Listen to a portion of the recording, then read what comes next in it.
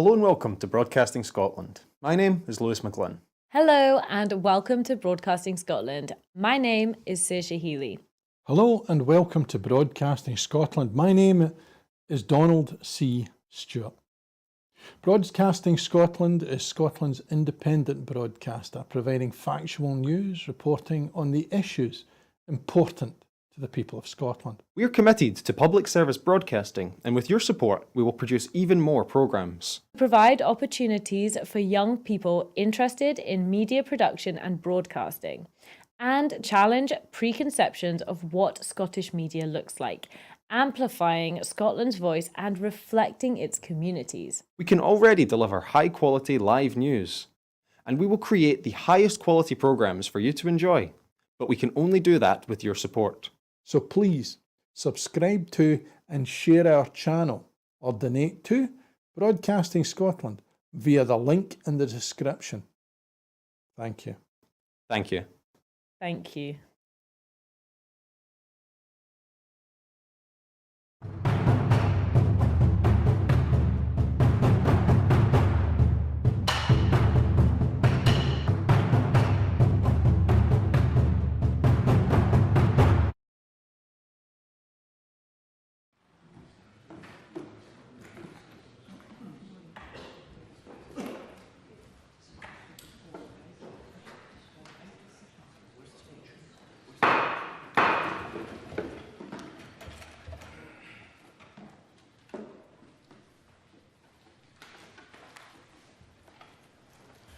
Good afternoon. The first item of business this afternoon is point of order. Megan Gallagher. Thank you, Presiding Officer. I seek your guidance today. Given the Scottish Government's shoddy behaviours last week surrounding the winter fuel payment announcement, they should have learned a lesson. Therefore, I suspect I was not the only MSP angered to read in the Daily Record that the Scottish Government is set to embarrassingly U-turn on the cuts to affordable housing in today's budget statement. The article was published at 4:30 this morning, and it appears to me that this has been leaked to the media before MSPs have had the opportunity to listen and to scrutinise the Scottish Government's proposals. The Daily Record must be the SNP's favourite paper or choice of paper this season, and I do find it almost suspicious that both leaks have been handed to the same paper. The SNP government should not be utilising the press to try and claw back any shred of credibility that they lost when they brutally cut this vital fund. If they believe that this is clever politics, they are clearly mistaken.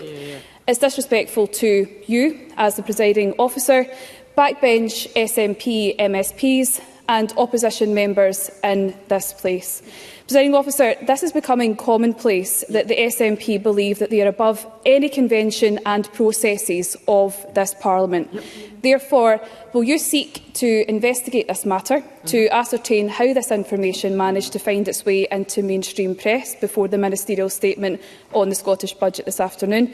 Can I ask what repercussions of this disrespectful behaviour will be, and should the statement be rewritten to reflect what we already know and what has been available in the public domain for nearly 9 hours? Thank you, Ms Gallagher. I can confirm that I have not seen the statement and therefore cannot comment on what is in it and what is not in it and how that relates to what is in the press. We now move to portfolio questions. The first portfolio is Constitution, External Affairs and Culture and Parliamentary Business. As members will appreciate, we are tight for time across a busy afternoon, and therefore I would appeal for succinct questions and indeed responses. Any member wishing to ask a supplementary question should press the request to speak buttons during the relevant question, and I call question number 1, Tess White. To ask the Scottish Government when it expects its preparatory work to conclude and review into Creative Scotland, which was announced in September 2024, to get underway. Cabinet Secretary Angus Roberts. May I begin by extending congratulations to the Scottish artist Jasleen Kaur for winning the Turner Prize 2024, and note how she said that an inspiring schoolteacher and funding from the Scottish Government made it possible for her to train as an artist. I'm sure we all across the parties wish her well. In answer to Tess White's question, I recognise that it's essential that the culture sector has had an opportunity to engage in this work, and I can confirm that this engagement will begin early next year with a short survey about the scope of the review. The Scottish Government will aim to announce the independent chair of the Creative Scotland Review shortly, and will aim for them to publish their recommendations by summer 2025. Tess White. Cabinet Secretary. Gender-critical author Jenny Lindsay wrote in her latest book, Hounded, that in a democracy, no person or group should be permitted to force their own subjective beliefs on those who take a contrary position. And yet that's precisely what Creative Scotland did when a member of staff tried to prevent Miss Lindsay from being stocked by bookshops because she was wrongly deemed to be transphobic. It was cultural authoritarianism at its worst. The planned review into Creative Scotland is welcome, but can the Cabinet Secretary provide assurances that the process will look at the importance of protecting free speech for authors and artists who seek support for their work from a public body? Cabinet Secretary. Well, can I thank Tess White for her welcome for the review, and say to her, as I said to other colleagues in previous portfolio questions, that I look forward to the independent chair of the Creative Scotland Review being able to get on with the review independently. I'm sure that person, when they take up office and when we announce that, will have listened very closely to what MSPs of all parties have said in terms of issues which they consider the review should look at. And I don't think it's for me to suggest what is on and off the table for an independent chair of a review to take seriously. And I'm sure Tess White will wish to raise that directly with them when they are announced. Question 2, Patrick Harvie. Thank you. To ask the Scottish Government how the planned review of Creative Scotland will improve compliance with fair work principles in the culture sector. Cabinet Secretary.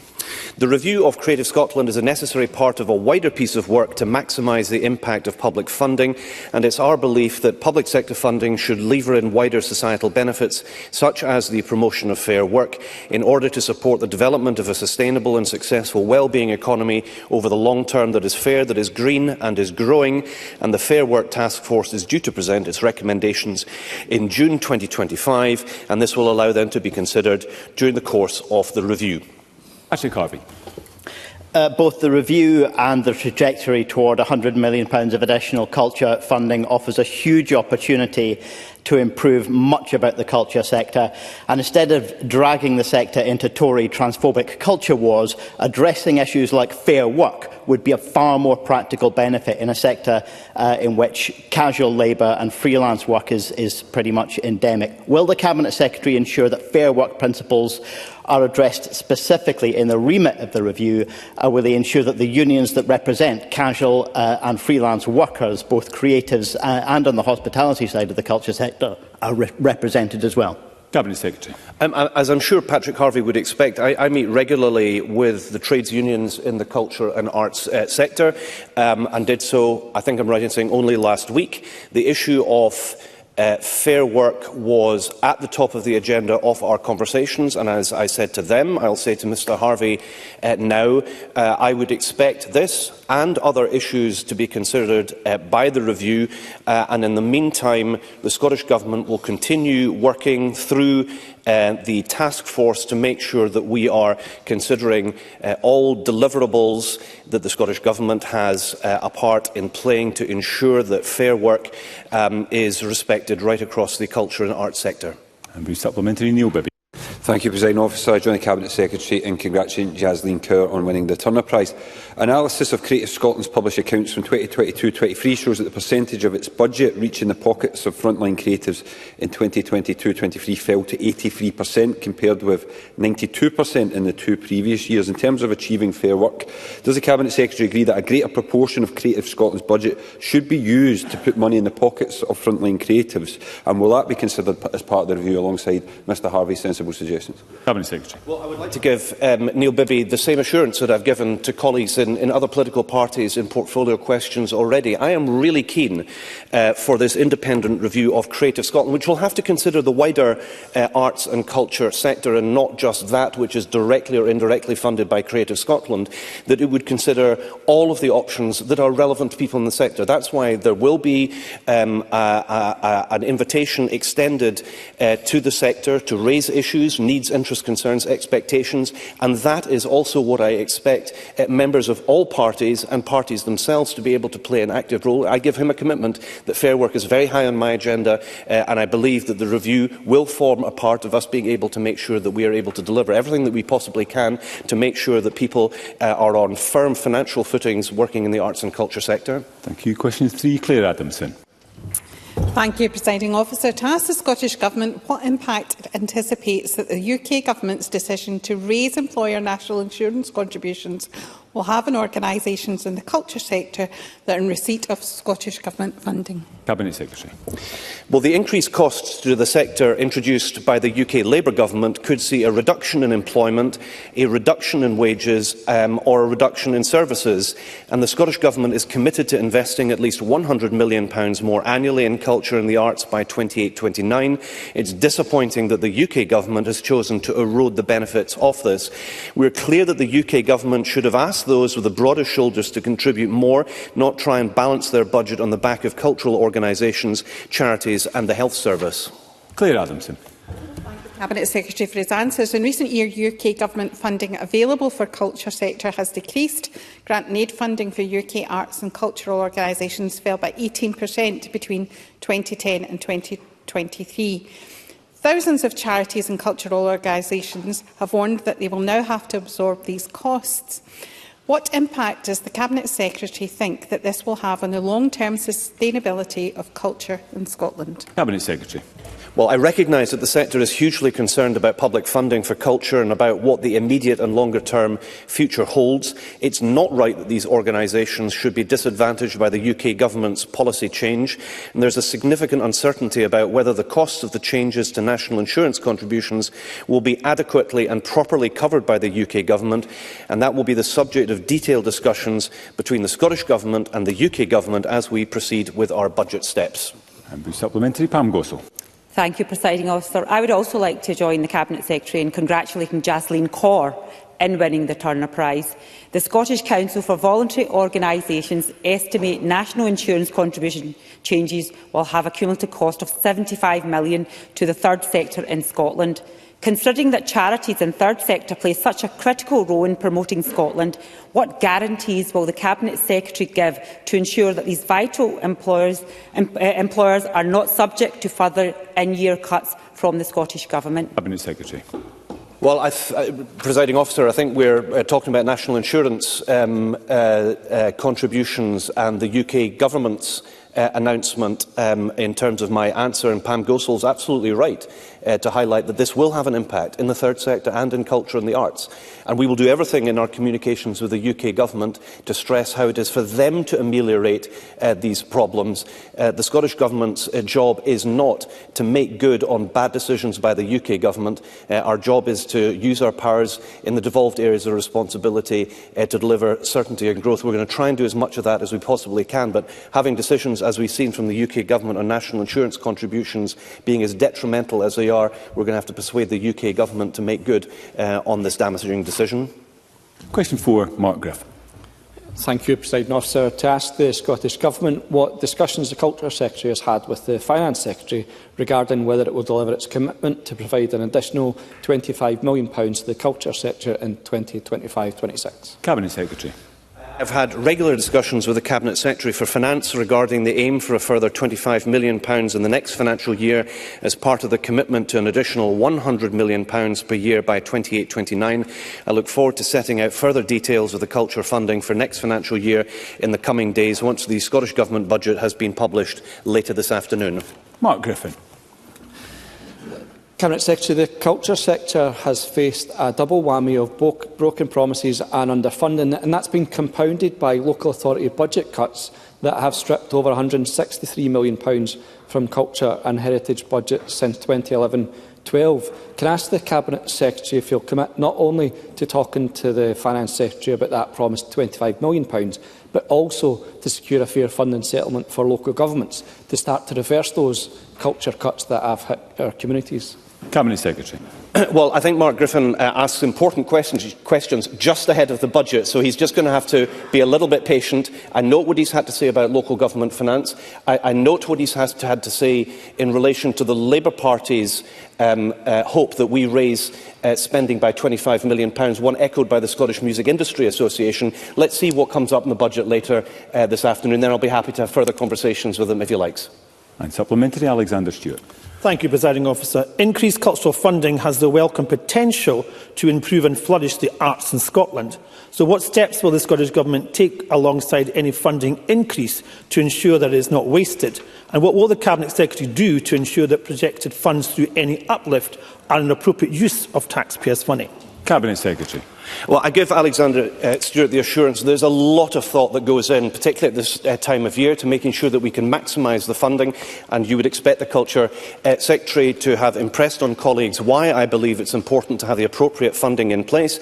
The conversations that take place with organisations, whether that's funding bodies like Creative Scotland or indeed the national performing companies who I met earlier today, revolve very extensively around the best use of taxpayers' money to make sure that we're supporting culture and the arts in the best way possible. If he has any particular views, I would urge him to feed that into the Creative Scotland review process, and I'm sure it will be taken very seriously. Thank you. Question 5, Ariane Burgess. To ask the Scottish Government, in light of the recent reaffirmation of its commitment to increase culture funding by at least an additional £100 million a year by 2028 to 29, how much of this extra investment will be directed towards community arts and placemaking? Cabinet Secretary. I think I'd be in trouble, Presiding Officer, if I was to preview what we're about to hear in the budget. So I'll rest on the point that once the Scottish Government budget has been published later this afternoon, I'll set out further details on funding for specific areas of the culture sector, and we're happy to share that with Ariane Burgess. Ariane Burgess. I thank the Cabinet Secretary for that answer. Community arts organisations in my region, such as Findhorn Bay Arts, Dunoon Pop Shop and Anlantyre in Stornoway, play a key role in placemaking. But due to a lack of a clear route map for this kind of funding and a current low levels of funding relative to other European nations, organisations around the country are worried about how secure this £100 million pledge is. And they've set up the Invest in Culture campaign, I'm sure you're aware of that, to highlight the value of the culture sector and raise their concerns. What route map does the Government have for funding community arts and placemaking? Cabinet Secretary. Well, I would strongly urge Ariane Burgess to remain seated where she is and wait for the budget, and I'm sure she will hear much more about this subject. Just in passing, I would like to put on record my appreciation both to Findhorn Arts and many of the arts and cultural organisations that emanate from Universal Hall and from Findhorn more generally. I speak as a former Member of Parliament for Murray. I know how talented the arts organisations there are, that are based there. I am a big fan of community arts projects, but again, I would be in breach of protocols by giving previews of what's in the budget, and I would encourage Ariane Burgess to remain in her seat to listen to those details later. A couple of supplementaries. First, Gordon MacDonald. Thank you, Presiding Officer. Labour have cut in real terms the culture resource funding in England, with the Department of Culture, Media and Sport seeing an average 2.5% cut in day-to-day spending between 23-24 and 25-26.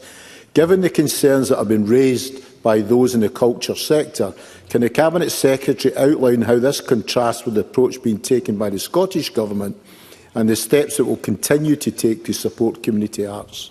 Cabinet Secretary. Well, Gordon MacDonald is absolutely right to highlight the fact that the UK Labour Government is cutting revenue funding through the DCMS for the culture sector in England. Worth also putting on note that the Labour Government in Wales is also cutting culture funding, whereas in Scotland spending is up. Let me assure Mr MacDonald that I am committed to supporting arts and culture within the community, and I know firsthand how important this is. After the publication of the Scottish Budget this afternoon, I'll be happy to set out in more detail how we will continue to support community arts. Faisal Chowdhury. Thank you, Deputy Presiding Officer. Macmillan Hub in Muirhouse, North Edinburgh, will be fully reopening in January.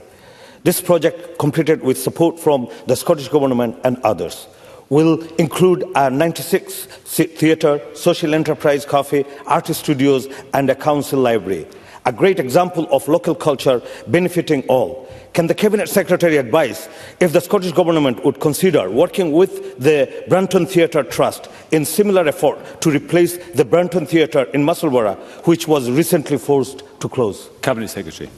Well, can I very much welcome the question that Faisal Chowdhury has posed and the way in which he has done that. I've already given commitments to the constituency member representing the theatre in Musselburgh. I'm delighted to hear about the progress that's been made in Muirhouse, and if there's anything more that I can do to support either of those organisations and venues, I am open to doing so. Thank you. Question 6, Alec Rowley. Officer, to ask the Scottish Government whether it will provide an update on what it can do to support access to library services in rural areas. Cabinet Secretary. I thank Alec Rowley for his question. Public libraries are devolved to local authorities. They have a statutory duty to secure the provision of adequate library facilities in their area. We encourage library usage through our support for the Scottish Library and Information Council. This includes £450,000 for the Public Library Improvement Fund, which supports creative, sustainable and innovative public library projects throughout Scotland and is on top of our general revenue funding to local authorities. Alec Rowley. Thank you. The Cabinet Secretary may well be aware of the proposal to close a host of libraries, rural libraries across Perth and Kinross. This is a serious issue and the case for libraries is well known and well made. But it is now run by an alio and there is a complete democratic deficit there when communities are trying to campaign to save these libraries. Is there not a need for clearer guidance to be given to local authorities around the provision of rural libraries? And also, is there not a need for a review of the democratic deficit that has been created by, in effect, creating quangos to run these public services and indeed close these public services? Cabinet Secretary.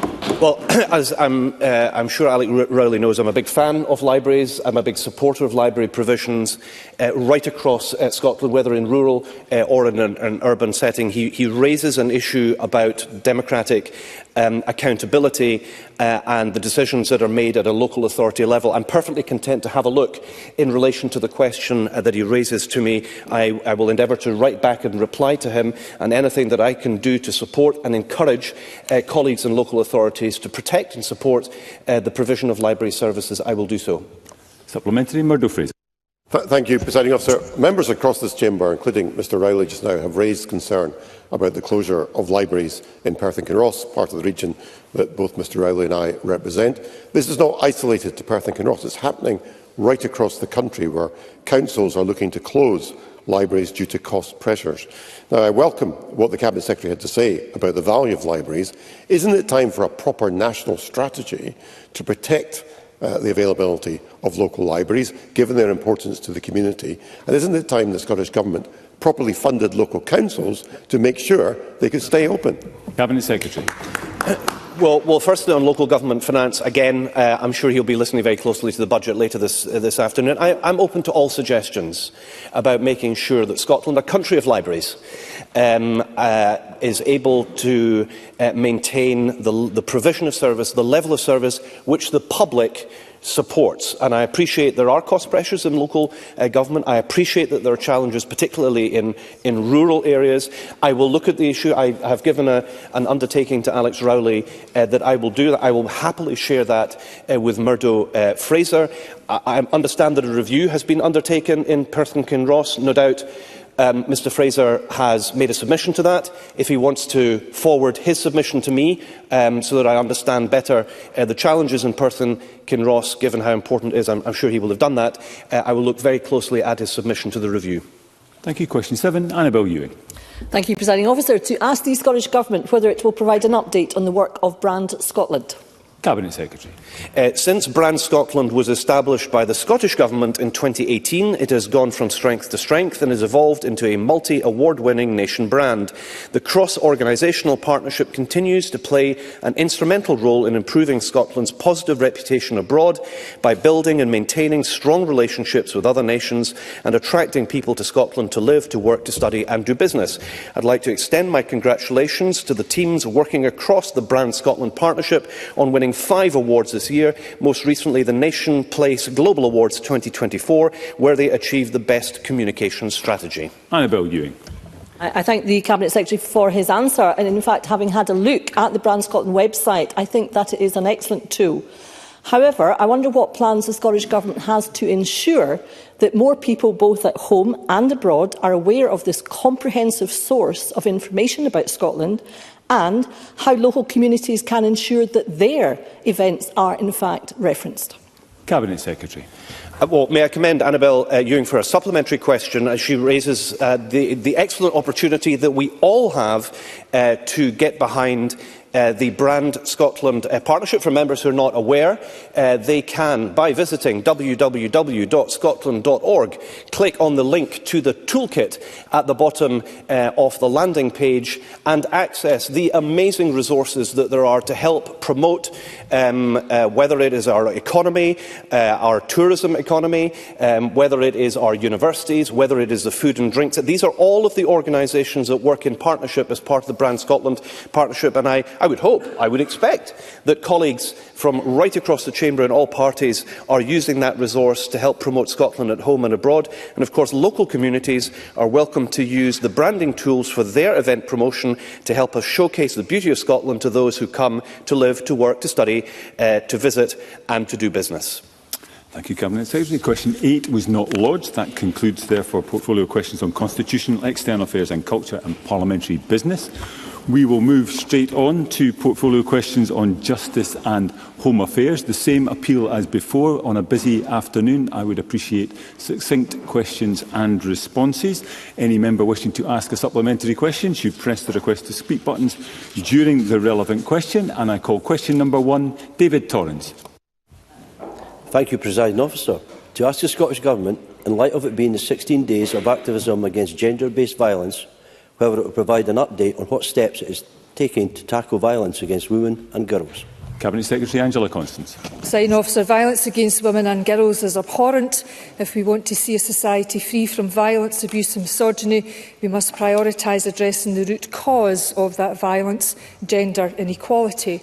Tackling gender-based violence is not just a commitment for 16 days, it is a commitment for 365 days. Working with a range of partners, we are implementing our ambitious and long-term Equally Safe strategy, which focuses on early intervention and prevention and is backed by an annual £19 million through the Delivering Equally Safe Fund, which supports 119 projects from more than 100 organisations. David Torrance. I thank the Cabinet Secretary for that answer. Violence against women and girls is abhorrent, and frontline services provide much needed support to victims and survivors. Can I ask the Scottish Government to outline what steps it is taking to ensure that victims get all the support they need? Cabinet Secretary. Presiding Officer, we are investing record levels of funding, including significant levels of funding into frontline services to support victims of violence, including through our Delivering the Equally Safe Fund and the Victim-Centred Approach Fund. Between October 2021 and March 2024, the Delivering Equally Safe Fund has supported 67,004 adults, children and young people. The stories of the transformative impact on their lives demonstrate the importance of this work, and our Victim-Centred Approach Fund will provide £48 million to 23 organisations between 2022 and 2025, including £18.5 million for specialist advocacy support for survivors of gender-based violence. A couple of brief supplementaries. First, Pauline McNeill. The Scottish Government regularly highlight their excellent Equally Safe at School project developed by Rape Crisis, and it's one of the key ways of tackling violence against women and girls at its root. But the Scottish Government reported that they expected that project would be running in around 48% of secondary schools by 2020. But 4 years later, in an answer to a parliamentary question I recently submitted, it seems that that's currently only 116 schools to have registered with Equally Safe, so that's less than 1/3 of secondary schools. So I ask the Cabinet Secretary if she will outline what action that they will take to ensure that all secondary schools are running a programme like this or a similar programme to tackle violence against women and girls Cabinet at Secretary. its root. Presiding Officer, Ms McNeill raises an important point around the efficacy of the Equally Safe programme within our schools. When I was the Social Justice Secretary, I attended the launch of that programme in a Lanarkshire school, and it is a matter in terms of the rollout of that programme. I know progress has been made, but nonetheless I will raise that with the Education Secretary and also the Cabinet Secretary for Social Justice, who has responsibility for this area. And briefly, Ash Regan. Presiding Officer, the Scottish Government's stated position in the Equally Safe strategy is that prostitution is violence against women. So, in the absence of a Scottish Government plan to challenge demand, will the Scottish Government do the right thing by Scotland's women and girls and back my unbuyable bill? Cabinet Secretary. Presiding Officer, the member is quite correct. The commercial sexual exploitation of women is indeed a form of violence against women and girls, and the Scottish Government does have a programme of work that is its very core to both challenge and deter demand for that form of violence. I know that my colleague Ms Brown has met with Ms Regan and will continue to do so. It is important that this issue isn't considered in isolation and that we all get behind a collective endeavour. Question 2, Eleanor Whittam. To ask the Scottish Government what recent assessment it has made of how successful the Bella Centre in Dundee and Lilia Centre in Glasgow have been in acknowledging the experience of trauma and adversity and supporting successful transitions for women back into the community. Cabinet Secretary. Presiding Officer, community custody units represents a step change in the rehabilitation of women in custody. The units support women to develop key life skills and a greater degree of independence, giving them the best possible chance of a successful return to the community. And I welcome the Inspectorate's recent report on HMP YOI Stirling and the Lilias and Bella Centres, which found them to be safe, stable and in keeping with the trauma-informed ethos set out in the National Strategy for Women in Custody.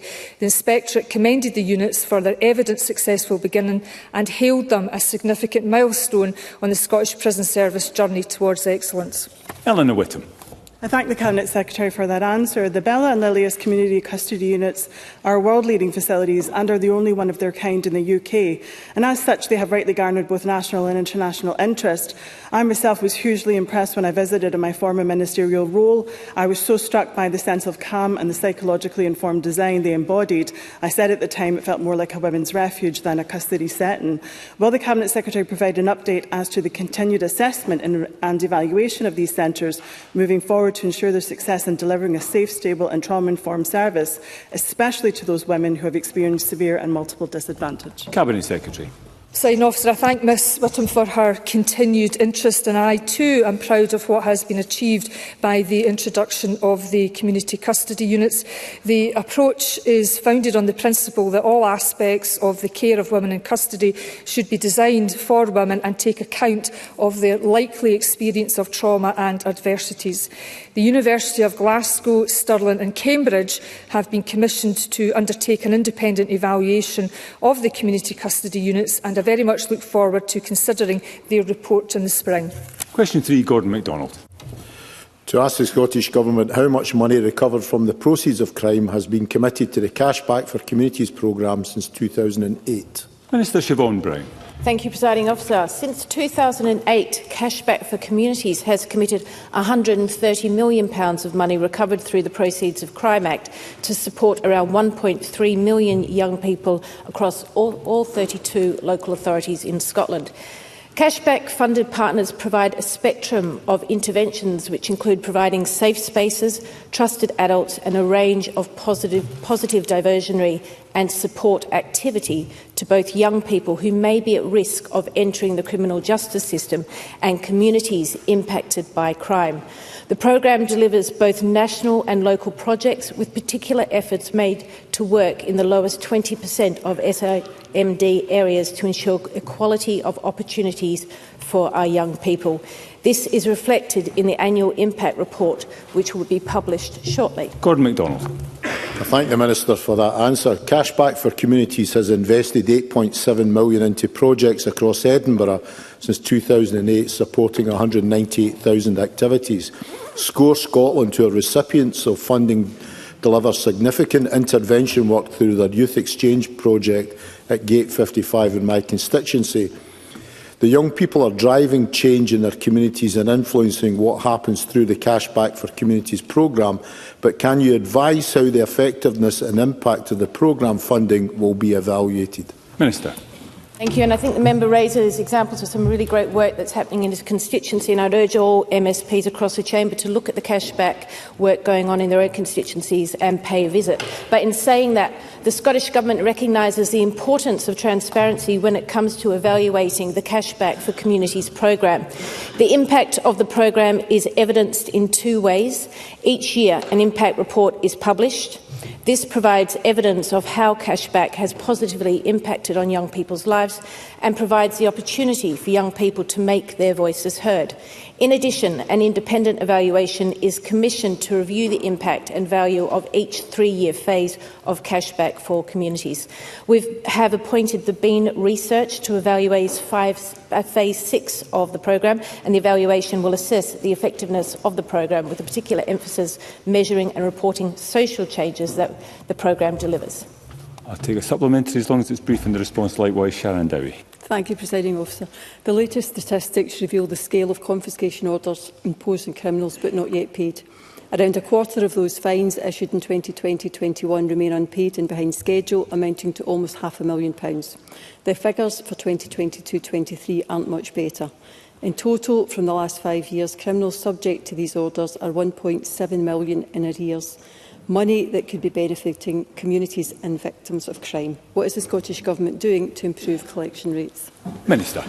Thank you, and I thank the member for that question. As you know, up to £20 million has been committed to phase 6 of the programme. The Scottish Government will always endeavour to do what we can to improve the collection of the proceeds of crime.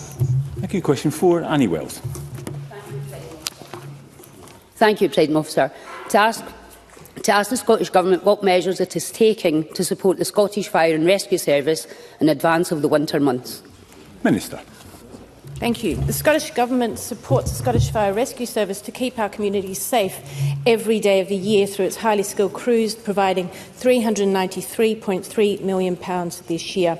SFRS is ready to respond to the range of challenges over winter, including severe weather and flooding, and they work closely with our other responders through resilience partnerships. As a national organisation, it can direct resources where they need it the most. SFRS will continue to issue public safety advice over winter with a particular focus on road and water safety in the event of severe weather. In parallel, the Scottish Government supports the service to undertake prevention activity through home fire safety visits to vulnerable people and winter safety campaigns. Annie Wells. I thank the Minister for that response. John Mackenzie, the Scottish Secretary of the Fire Brigades Union, has recently warned that the service is in a deadly cycle of decline, with the number of engines being cut and funding so bad some stations don't even have running water. Can the Minister reassure our brave firefighters that the SNP Government will not perpetuate this deadly cycle of decline? Minister. Thank you. We do continue our commitment to support the Scottish Fire Rescue Service to deliver a high standard of services required to keep the whole of Scotland safe. As I said in the 24-25 budget, there was £393.3 million, and that is £79 million more than it was back in 2017-18. Decisions on how this budget is spent is a matter for the SFRS board, and we will continue to work closely with the SFRS to identify funding needs. And supplementary, Beatrice Wishart. Thank you, Presiding Officer. I'm sorry, there's something wrong with the camera. I don't know what's wrong with it. I've got a blank screen. And I should, before I ask my question, declare that I have a family member who's a volunteer with the Scottish Fire and Rescue Service. Regional Secretary of the Fire Brigades Union, John Mackenzie, found that Shetland's Bressay Fire Station to be, and I quote, the worst station I've seen in 20 years. Works urgently needed to bring stations up to an acceptable standard for our emergency services crews. So in advance of the winter months, What will the Scottish Government do to ensure that the fire stations in Shetland will be supported and that the facilities receive urgent attention? Minister. Thank you. The safety and welfare of staff in SFRS continue to invest in the repair and the maintenance of its buildings so it can deliver services to communities across Scotland. I know that the SFRS does have a programme of fire station refurbishment where dignified facilities for all firefighters, along with proper separations of areas to avoid contamination, are both priorities. It's right and sensible for SFRS to consider where its assets should be based to ensure the right resources are in the right place to deal with the risks facing our communities. I'm happy to write to Beatrice Wishaw specifically about the Shetland one. Question 5, Carol Mochan. To ask the Scottish Government what its response is to recent reports that many towns in Scotland are so-called legal aid deserts. Minister.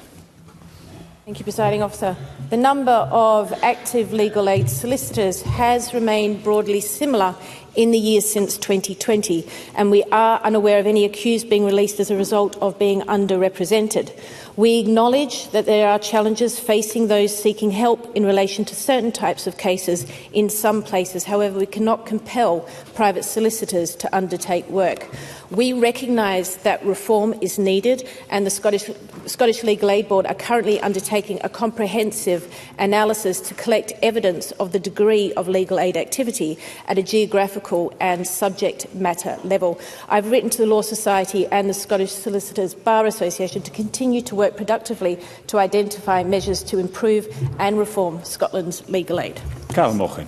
Thank you. I thank the Minister for her response. Over recent years, legal aid organisations have called for serious reform, citing a system that has been left in a state of neglect. Their calls have been frustrated by a government that has failed to recognise the need for immediate action. In recognising the 16 days of activism against gender-based violence, does the Minister accept that a failure to deliver both short and longer-term reform to the legal aid system poses significant risks to vulnerable groups within our society, particularly victims of domestic abuse? Minister. Thank you. I do acknowledge, and I've been upfront with the parliamentary timetable, that it is unlikely that primary legislation and legal aid reform will happen this parliamentary term, but I am committed to making legal aid reform within the next 18 months. Legal aid needs to be better able to identify and anticipate the needs of service users, to allocate resources where they're most needed, and to ensure it is accessible, consistent, transparent, and has a clear focus on delivering policy objectives. This work is ongoing, and a paper is going to be published on legal aid reform imminently. A couple of supplementaries. I'll get them both in if they are brief and the responses likewise. First, Shona Mackay. Thank you, Presiding Officer. The significant changes were previously made in England and Wales, which reduced both the scope and resources for legal aid compared with here in Scotland. Has the Minister considered replicating that, or does the Scottish Government believe free legal services should be available to those who are most in need? Minister. Thank you. Unlike England and Wales, where there have been significant cuts to legal aid scope and funding, we've maintained the scope and resourcing of legal aid. The expenditure for legal aid provides timescales as assumed.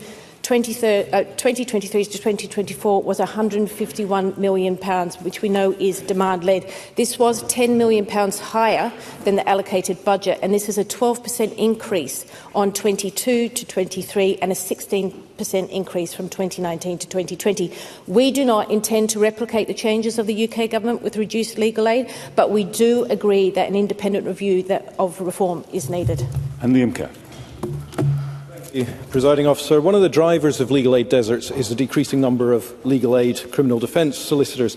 The Legal Aid Trainee Fund is due to end in March 2025, and the Government says it's evaluating the scheme. So when will the Government conclude that evaluation, and when precisely can practices expect to know whether support from the fund will continue beyond March 25? Minister. Thank you. I think just regarding the numbers, I think some of the figures that have been in the local press do not take into account solicitors on joint duty plans, and additionally they do not include the publicly employed solicitors of public defence. Regarding the legal aid trainee fund, that is due to end in March 2025, and learning lessons from previous grant funding projects such as this is extremely important, and the outcome of the evaluation will help shape and inform any decisions with regard to the future traineeship March 2025 is when it finishes, and then we will evaluate it. Question 6, Alexander Stewart.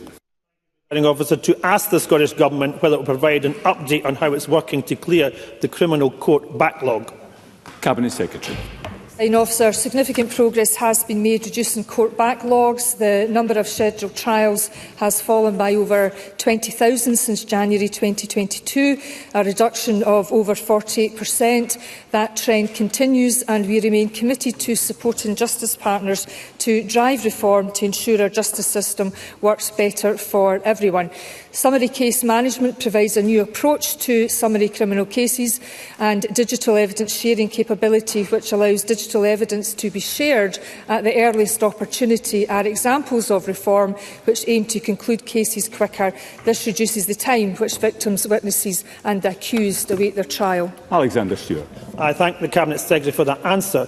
The recent analysis conducted by Public and Commercial Services Union found that 75% of Scottish Court and Tribunal Services staff felt that workload was impinging on their workload and effectiveness and successful delivery of justice. The problems caused in this justice system, in its crumbling and its widespread and its systemic, Cabinet Secretary. So what action will you take to support our staff in the court system to ensure that this long-running backlog is cleared? Cabinet Secretary. Presiding Officer, I would also like to pay tribute to our very hard-working courts and tribunal staff. It is accurate for me to point out to the member that since 2021 this government has invested £180 million into court recovery. It is true to say that our courts continue to be very busy, and the level of business has changed, and that the new baseline will be to get outstanding trials down to around 20,000. Thank you. As the chamber fills, can I encourage members not to engage in private conversations while portfolio questions continues? I call question number 7, Sue Webb. Thank you, Presiding Officer. To ask the Scottish Government how it is working with Police Scotland to increase law enforcement resources in Scotland's cities. Cabinet Secretary. Presiding Officer, the budget statement, which we will hear shortly, will include details on how we will continue to support our hard-working police officers to keep Scotland's communities safe. I can remind the member that in our 2024-25 budget, we provided record police funding of £1.55 billion. The Chief Constable confirmed this would allow her to maintain officer numbers at around 16,500 to 16,600, with 16,600 officers being reached on the 4th of November. However, it remains the case that the UK Government's austerity through the back door via the increase in employer national insurance contributions will cost our public services, and this could add around £500 million to public sector costs. Sue Webber. For that response. Edinburgh's population has grown over the past decade, and along with the complexities of policing the capital, this population growth has not been matched by a rise in divisional resources for Police Scotland, which has floated around 1,100 officers in Edinburgh for most of this year. Maintaining numbers is not enough for the city. I witnessed these pressures firsthand when I went out with officers from Wester Hailes Police Station in south west Edinburgh, and the strain became evident to all in the firework-related violence we saw last month. What action will the Cabinet Secretary take to ensure that Edinburgh has the policing resources that are fit for a capital and matches its growing population? Okay, we have a little less background noise. Cabinet Secretary. Presiding Officer, the population continues to increase, not just in the city of Edinburgh, but right across the Lothian region, including in my own Amond Valley constituency. And one of the benefits of having a national police resource is that resources can be deployed to where need is required.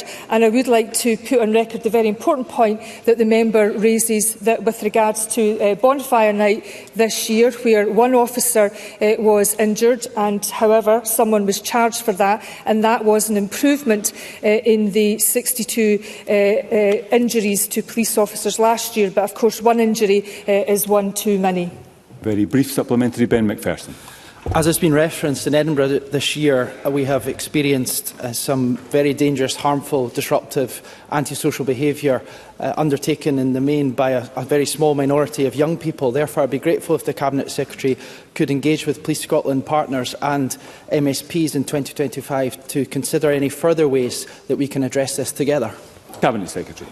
Presiding Officer, yes, of course. And while decisions on the deployment of resources are for the Chief Constable, as of 30th of September, Edinburgh's E-Division had over 1,100 officers deployed across the city, a small increase on the previous quarter. And also the Independent Working Group on Antisocial Behaviour will report to Ministers COSLA and Police Scotland by the end of 2024, ahead of publication, and I look forward to reading and discussing its findings and recommendations, and I'll keep the member informed.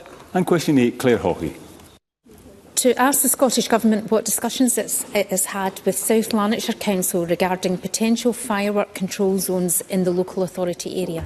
Minister. The 2022 Fireworks Act gave local authorities powers to designate firework control zones.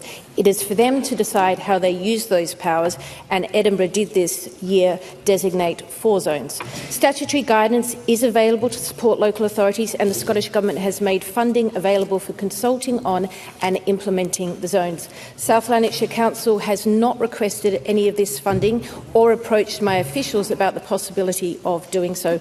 More broadly, I recognise the nature of problems caused by fireworks, and I have written to the UK Government asking for a meeting to discuss what more can be done on fireworks regulation. Clare Hockey. I thank the Minister for that answer. Glasgow City Council offers the option for community requests to be made online for the firework control zone consideration, yet South Lanarkshire Council has no information about the process on their website. Groups in my Rutherglen constituency are interested to learn more about making a community request.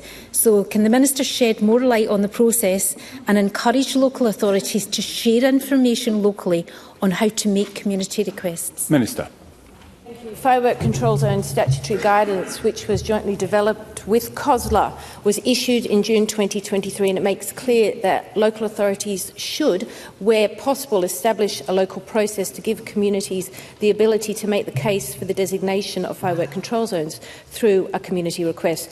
The format and the detail of the community request process will be determined by each local authority, and I repeat the encouragement I've given previously to all local authorities to establish published and accessible details about community request processes, and I hope the information I've provided is helpful for the members' ongoing engagement with South Lanarkshire Council in this regard. Katie Clark.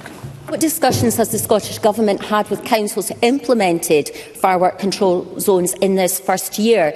And will the Minister undertake to provide a full report to this Parliament, who spent a great deal of time scrutinising the legislation, on the operation and effectiveness of control zones and what lessons can be learnt? And as briefly as possible, Minister.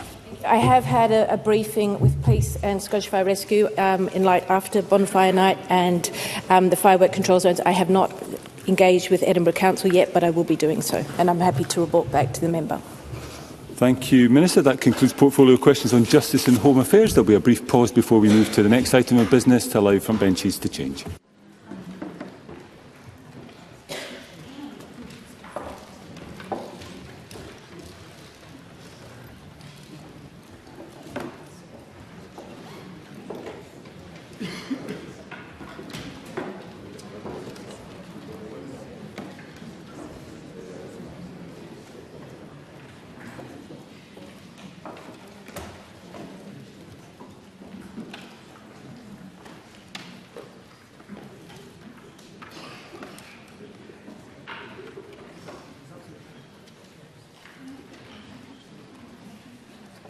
The next item of business is a statement by Shona Robison on Scottish Budget 2025 to 2026. The Cabinet Secretary will take questions at the end of her statement, and so there should be no interventions or interruptions. And I call on the Cabinet Secretary up to 30 minutes, please. Thank you, Presiding Officer. I am very proud to present a budget that delivers on the priorities of the people of Scotland.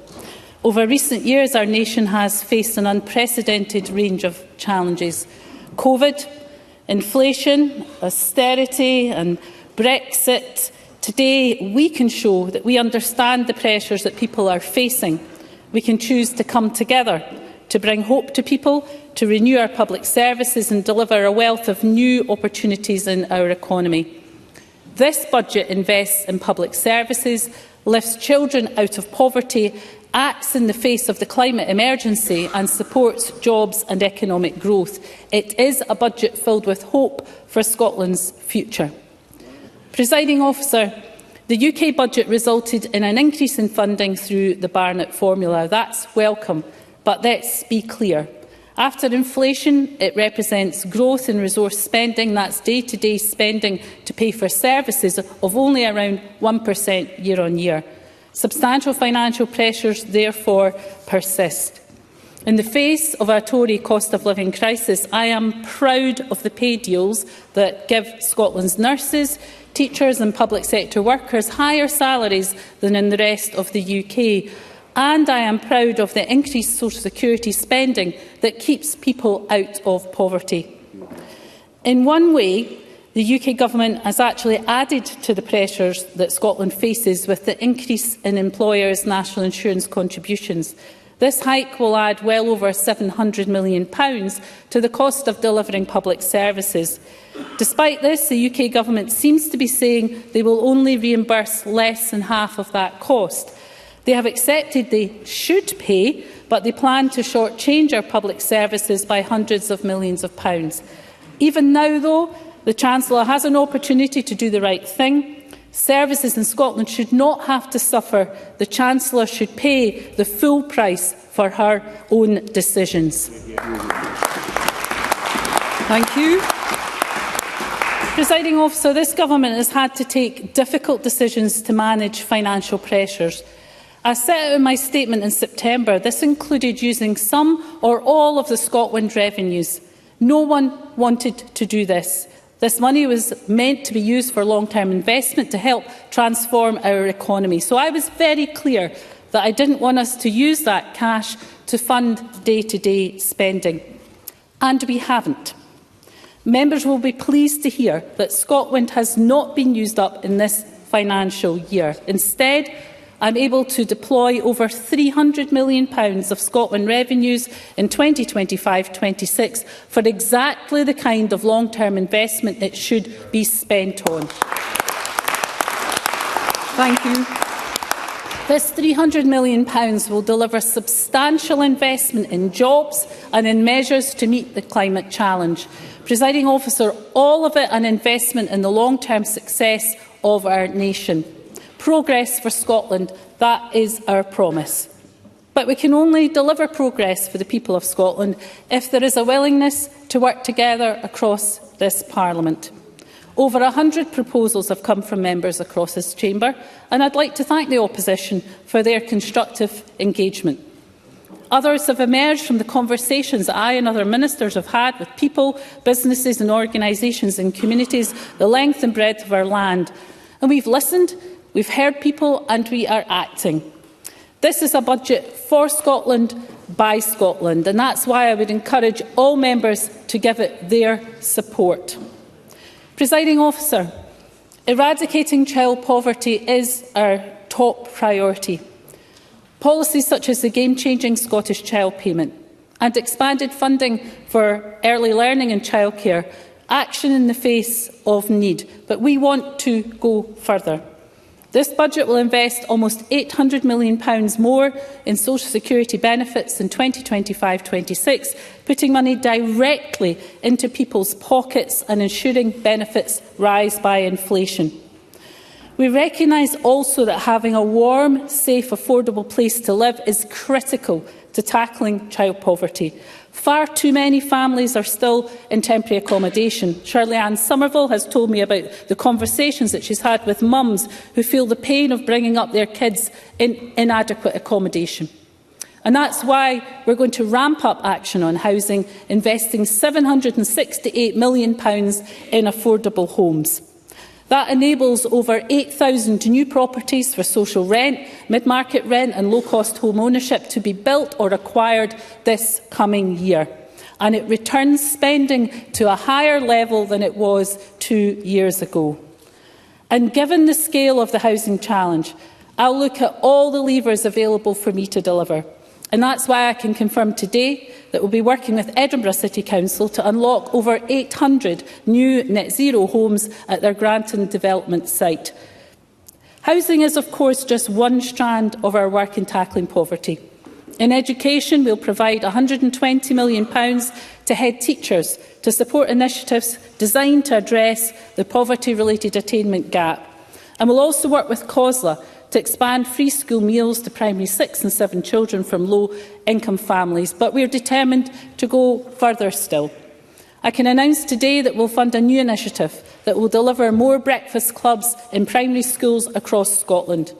To be called Bright Start Breakfasts, this will make things that little bit easier for working mums and dads, while also giving more of our kids a better start to their day. We will help some of the most vulnerable in our society with new funding of £4 million for homelessness and prevention pilots.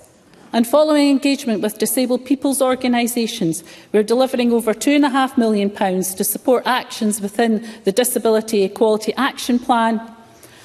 All of these steps will help people. But I say this to the Chamber. If we want progress on housing, on learning, on free school meals, on breakfast clubs, this Parliament has got to vote for it.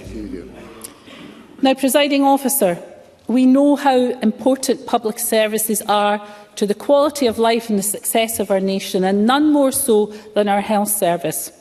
My biggest financial commitment today is therefore to our NHS.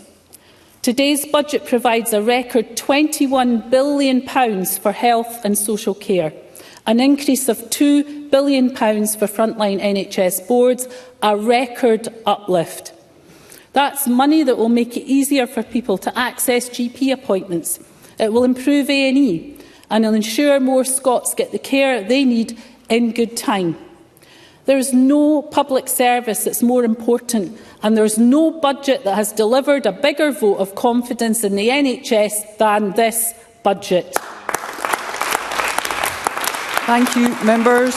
Now, Presiding Officer, Neil Gray has spoken to me about the pressures across the health service, and we know that for many people their experience of the NHS is excellent, but for others their experience falls short of what we would expect. So I am today investing almost £200 million in our plan to reduce waiting times and improve capacity, to reform the service and make it more efficient and remove blockages that keep some patients in hospital far too long. Because of today's record funding, our health service can reduce waiting times. By March 2026, no one will wait longer than 12 months for a new outpatient appointment, inpatient treatment or day case treatment. The extra funding we are providing will see over 150,000 extra patients treated as a result. Our record investment will also deliver additional support for GPs, targeted to address known pressures in relation to waiting times and prevention. It means we can deliver on our commitment to increase social care spending by 25% over this Parliament, a full 2 years earlier than planned. And will expand the hospital at home service with more than 600 extra beds. We will deliver an extra 20,000 cataract and other optometry procedures in the community, and it means over 6,000 additional hip replacements or similar procedures each year. This record increase in spending will fund more dental training places, new specialist long COVID nurses and clinics, and more community-based support for teenage mental health. Presiding Officer, it's not just the day-to-day resource spending that will increase, though. We're also increasing health capital spending. This means I can announce to the Chamber today that this budget will fund the replacement of the Eye Pavilion in Edinburgh, the Belford Hospital in Fort William and Monklands Hospital in Airdrie. Members, every single Cabinet Secretary, if I might just stop you there, I have previously just called for, well, there should be no interventions or interruptions, and that is really because we have a lot to get through this afternoon, and I'm keen that when we do move to questions, we'll be able to save that time for members. Cabinet Secretary. Every single project a priority for the people of Scotland, and every project something members of this Chamber have called for, delivered by this budget and by this SNP government. But I say again, if members want it, investment in GPs, dentistry, long COVID, young people's mental health, then of course they have to vote for it. Presiding Officer, many services from schools to social care are delivered in partnership with local government. Here I will set a second record funding settlement. In 25-26, the Scottish Government will increase local authority funding by more than £1 billion. It will take their total funding to over £15 billion, including £289 million to give real terms protection to the General Revenue Grant. This enables councils to deliver the services that people rely upon. It delivers the pay increases agreed for our teachers, social care workers, refuse collectors and more. Pay increases that only go ahead, I remind the Chamber, if Parliament backs this budget. And while it will be for councils to make their own decisions, with record funding, there is no reason for big increases in council tax next year. Presiding Officer, Scotland will only thrive as a nation if our youngest people are nurtured.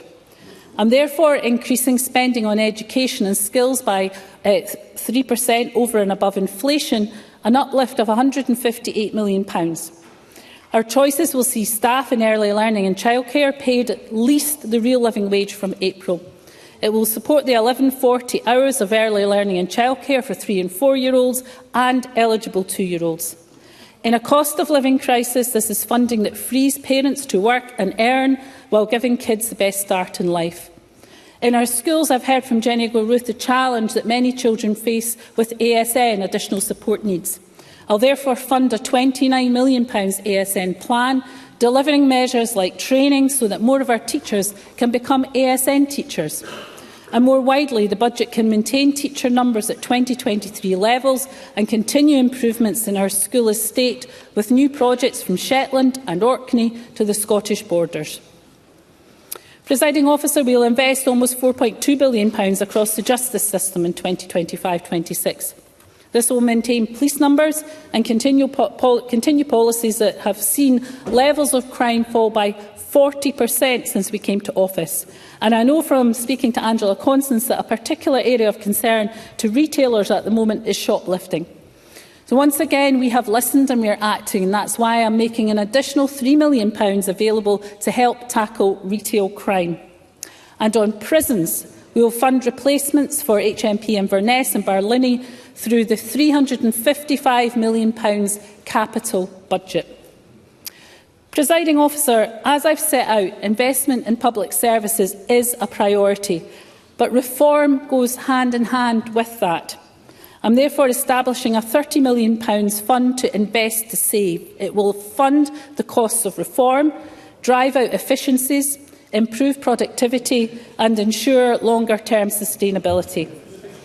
I'm also intent on putting pay on a sustainable footing. Our public sector pay policy, published today, sets out a fair but flexible approach. It will deliver an above-inflation increase of 9% over the next 3 years, and it will do so flexibly, with management and unions free to agree how that increase is structured. That delivers progress on pay restoration and fairness to public servants and taxpayers alike. Presiding Officer, Scotland's biggest contribution to tackling the global climate challenge is, of course, our vast renewable energy resources, our innovation and our expertise. Simply put, we can help the planet while creating new jobs and opportunities here at home, and I saw a great example at Logan Energy this morning. We will create opportunities for businesses and jobs for communities by allocating £25 million to support the creation of new jobs in the green energy supply chain here in Scotland. And to help people at home and work, £300 million will be invested in upgrading heating and insulation. This money serves two hugely important purposes. It helps us to reduce our carbon emissions while tackling fuel poverty. Lower emissions and lower energy bills, that's an investment worth making. And just as we're investing in tackling the climate crisis, we must also tackle the nature crisis. So we'll invest almost £90 million to protect, maintain and increase our woodlands and peatlands. We'll make it easier for people to walk, wheel or cycle, and invest in resilient, efficient bus services with almost £190 million of funding. And we'll expand our electric vehicle charging network. I'm happy to tell the Chamber today that we will not simply match the calls for £4.7 billion invested in tackling the climate and nature emergencies. We will exceed it with an investment totalling £4.9 billion. Eradicating child poverty is this government's most important priority. And we'll do that by growing the wealth of our nation and sharing that wealth more equally. A thriving economy is not an afterthought, it is an essential requirement. So when discussing budget priorities with Kate Forbes, she told me about the discussions that she's had with investors and with employers big and small. And we've heard their ambition and we share it. Today I am able to announce that we'll invest £321 million in Scotland's enterprise agencies, supporting emerging tech, including AI and robotics, and programmes like our ambitious Tech Scaler initiative. And we know that colleges, universities and the wider skills system make absolutely crucial contributions to economic growth, which is why in this coming year we'll invest over £2 billion supporting them. We've listened to universities and are conscious that they must remain financially competitive with institutions in the rest of the UK. The Labour UK government rather shamefully increased student fees to pay for a 3.08% increase in university funding in England. Here, not only will we keep tuition free, but we'll increase total investment in higher education by 3.5%. Now, critical to economic growth is capital spending and investment in infrastructure. So I can tell the Chamber today that capital spend will total over £7 billion in this budget. A green reindustrialisation of Scotland is our ambition. So after discussion with Gillian Martin, I can announce that we will use that capital funding to make a significant strategic decision to invest in this nation's green future. So I can announce today that we will almost triple our investment in offshore wind to £150 million next year. This money will help leverage private investment of £1.5 billion in the infrastructure and manufacturing facilities critical to growing the sector. Capital funding of £150 million will accelerate our investment to support the offshore wind sector, underlining our commitment to invest up to £500 million over 5 years.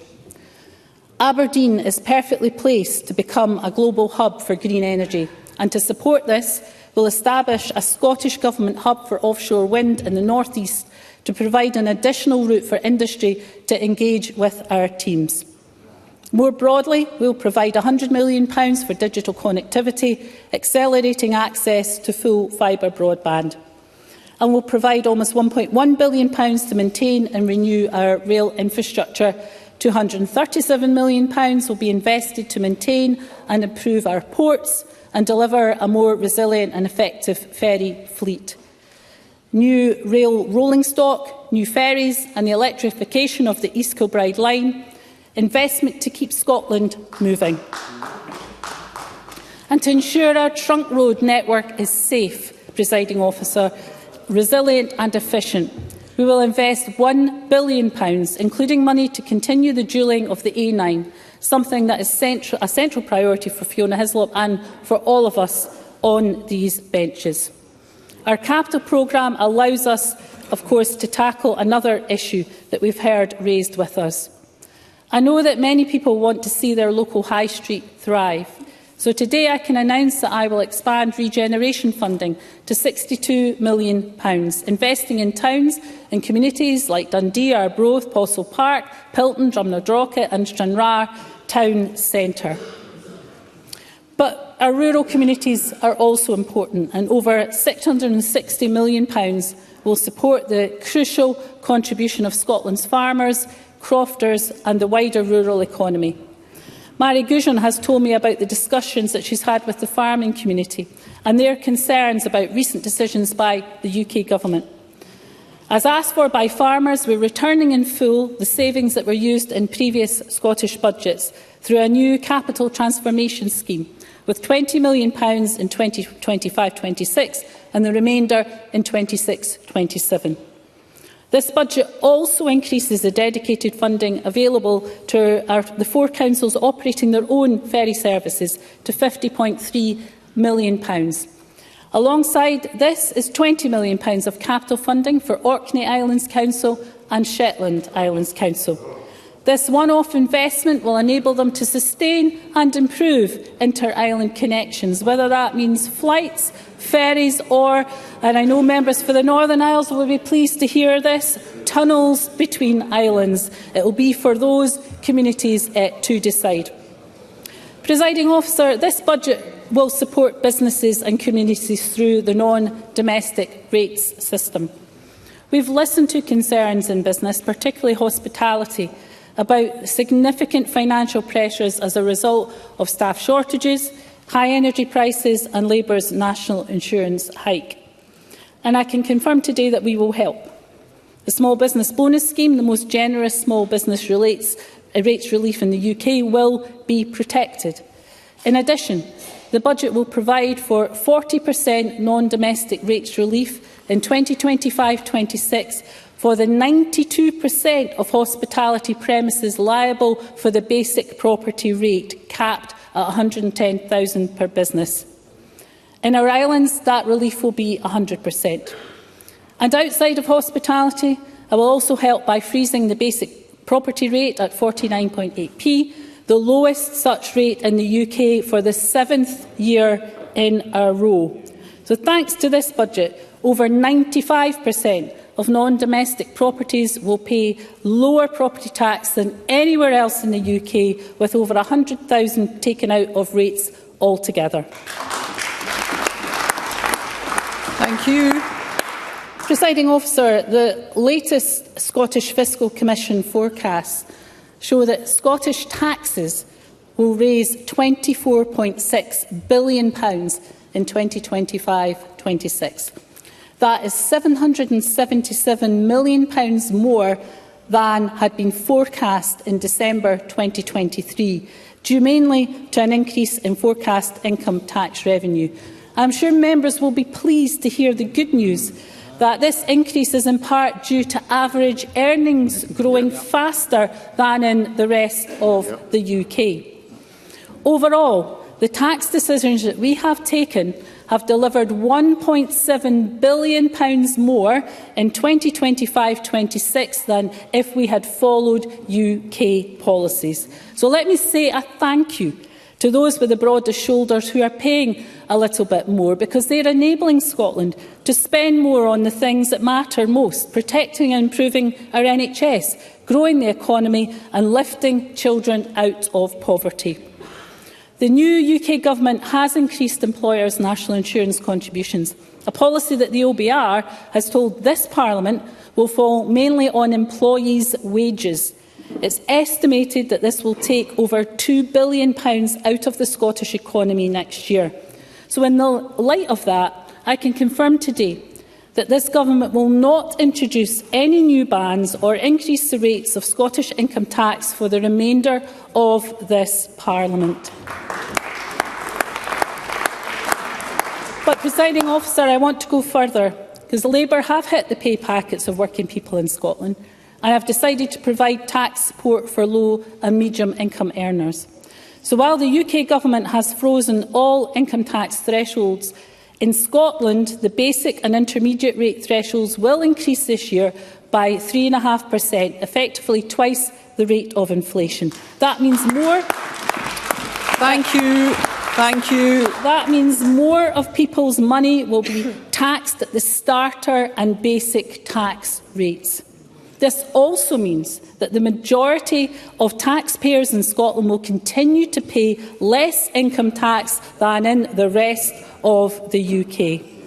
And I can commit today that this will remain true until at least the end of this Parliament, while, as with the UK, thresholds for higher, advanced and top rates will be maintained at their current levels. Taking our tax and social security choices together, including on pension age winter fuel payments, 60% of Scots will be better off because they live in Scotland.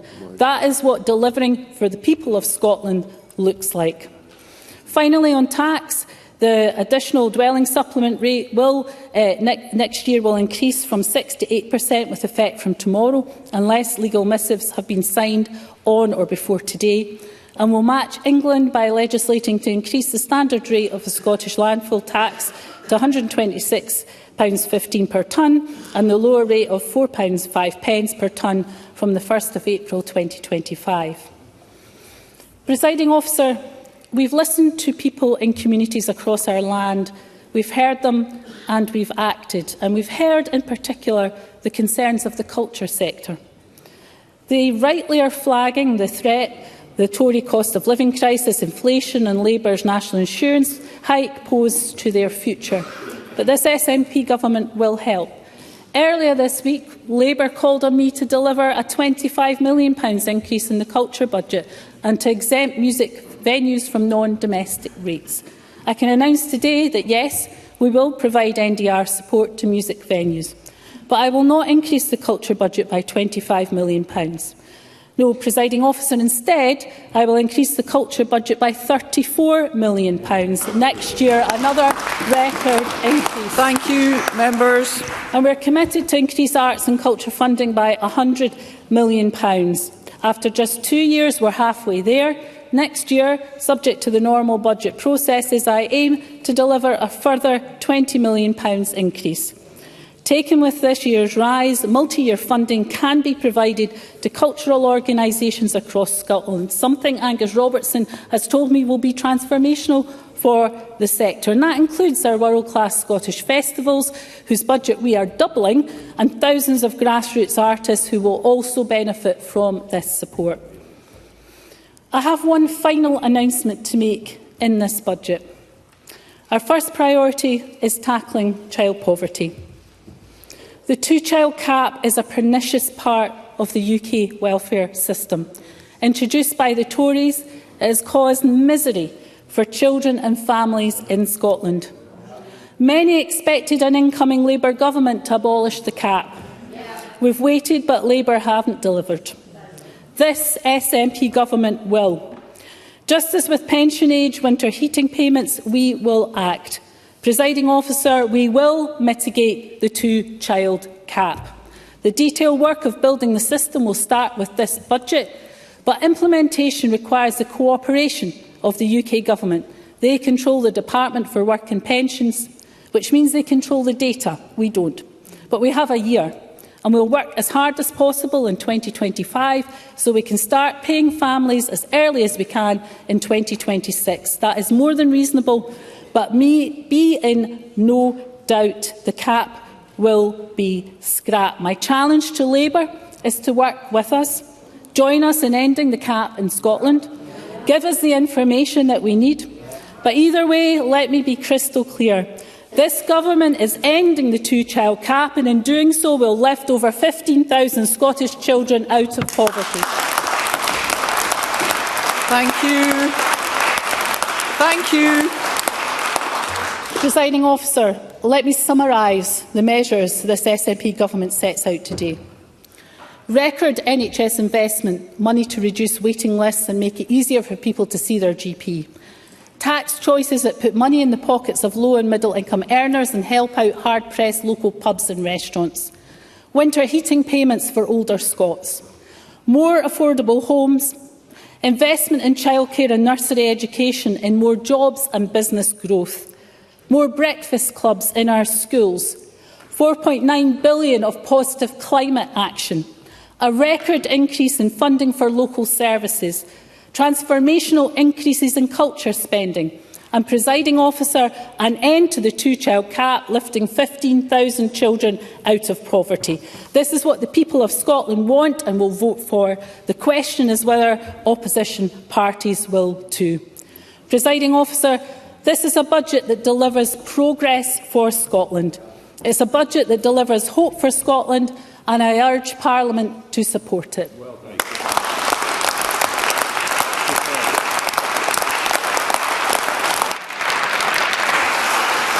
Thank you. Thank you. The Cabinet Secretary. will now take questions on the issues raised in her statement. I intend to allow around 60 minutes or so for questions, after which we'll move on to the next item of business. I'd be grateful if members who wish to put a question were to press their request to speak buttons. And I call Craig Hoy. Thank you, Presiding Officer. Today's budget was a chance for the SNP to set a new direction on tax and spending. An opportunity for John Swinney to undo some of the damage he has done to Scotland over the last 17 years. But this budget is just more of the same. Inputs, not outputs, half-hearted attempts to fix the problems that they themselves have created. The era of high tax, free spending is far from over, and once again, people in Scotland will pay more and get less. Thanks to the SNP, workers and businesses... Let us hear Mr Hoy. Workers and business will pay more in tax, only for that money to be wasted by SNP ministers who let public services decline. And what a boast it was today. A new policy, a boast to say 12 months wait for an inpatient or outpatient appointment in our NHS. That is a scandal, and John Swinney's fingerprints are all over it. Deputy Presiding Officer, the SNP's economic mismanagement has held Scotland back. And isn't it the reality that the only real growth that we are seeing in the economy is the size of the SNP government and the scale of the black hole that is the heart of their finances?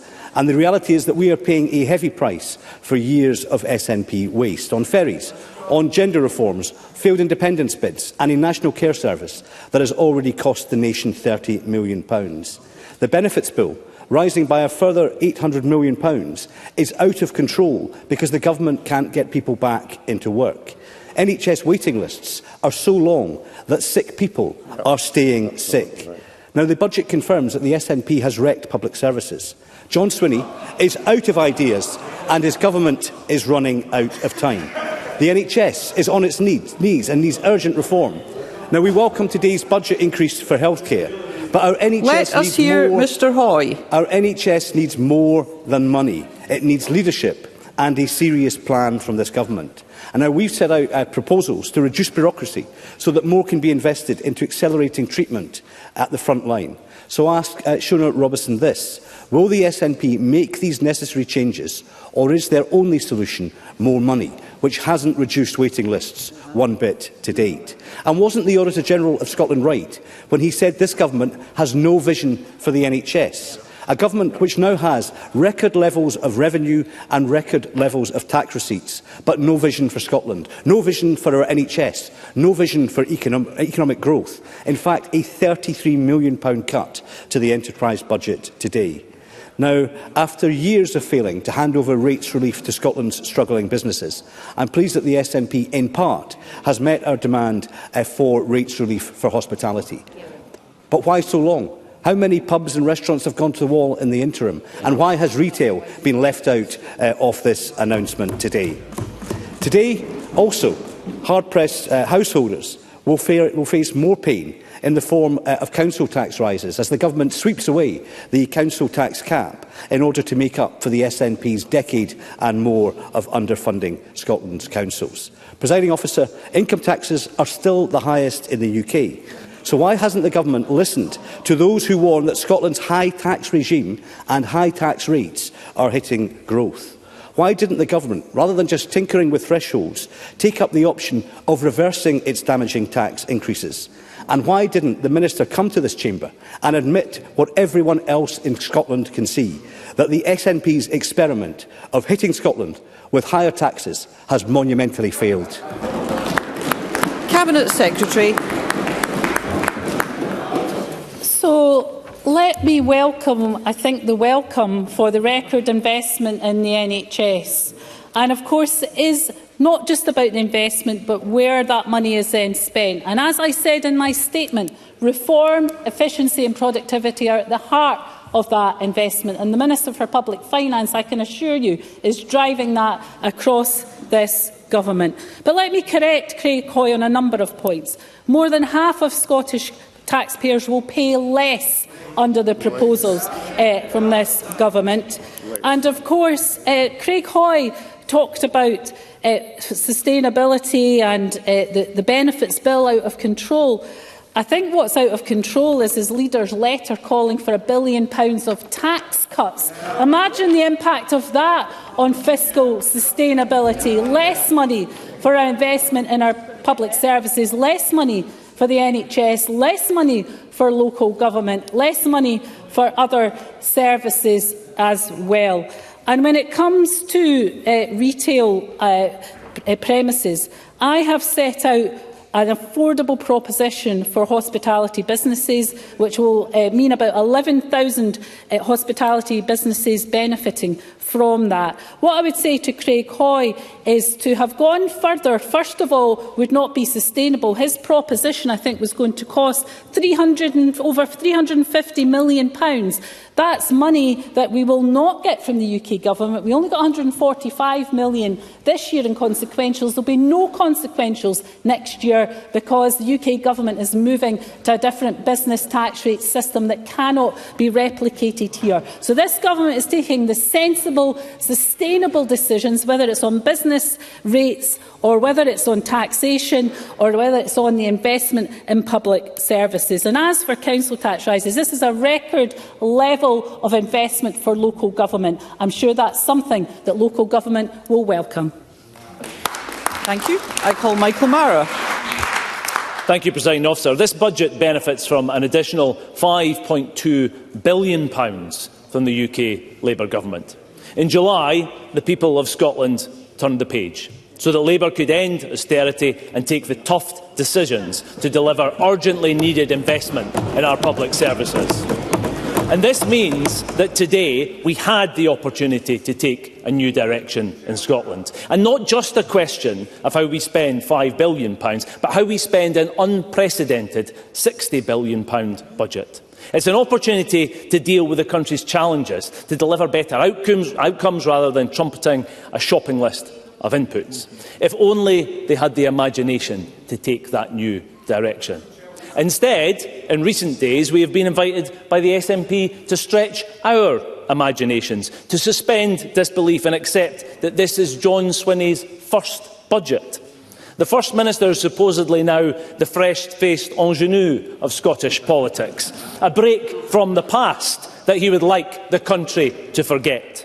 In reality, John Swinney has personally delivered 11 SNP budgets from that very spot. And for all of that time, they have hidden behind grievance and blaming a dreadful Tory government. But today must be, Presiding Officer, finally the day when the excuses end.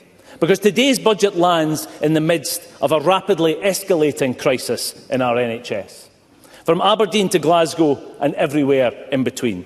The frost has barely bitten, but the predictable, indeed predicted, crisis is unfolding. The Auditor-General has set out in the starkest terms possible that it is the failure of this government.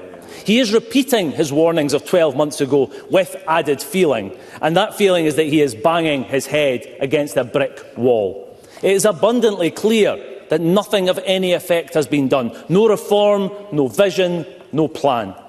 Scotland is going in the wrong direction under the SNP. 1 in 6 Scots on an NHS waiting list. Schools falling further behind. A national housing emergency. Growth lagging behind the rest of the UK. Every Scottish institution weaker. So does the Cabinet Secretary agree? It's not enough just to try and correct the mistakes made last year by putting back the money that was slashed in the budget or in the cuts chaos of the now annual SNP emergency budget in the middle of the year. And can she finally accept that her statement amounts to quite literally more of the same, sending Scotland ever faster in the wrong direction? Cabinet Secretary. I think I must have missed the welcome for the record funding for the NHS, the record funding for local government and the funding for affordable housing. And of course, Michael Mara started with talking about the funding from the UK Government, and there is indeed an uplift of funding. That's very welcome, but it's very theoretical unless that money gets to the frontline services. And the only way it gets to frontline services is if people vote for this Cabinet budget. Cabinet Secretary, there's huge interest in questions this afternoon. Now, if I have to keep interrupting so we can hear one another, members will have to understand there will be a consequence. We will be able to take fewer members. Cabinet Secretary. And Michael Mara mentioned something along the lines of the frost biting. Well, let me ask Michael Mara this. Surely Labour are not going to vote against winter fuel payments for our pensioners for a third time in a row. Surely not, because that really would lack a lot of credibility. And surely Labour are not going to vote against the measures we are taking to mitigate the two-child cap.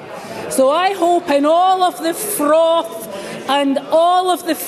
from Michael Mara, that Michael Mara and his colleagues will recognise that this is a budget that puts money into our frontline services and lifts kids out of poverty and gives our pensioners the winter fuel support they need. I can't imagine a scenario where Scottish Labour is going to vote against that.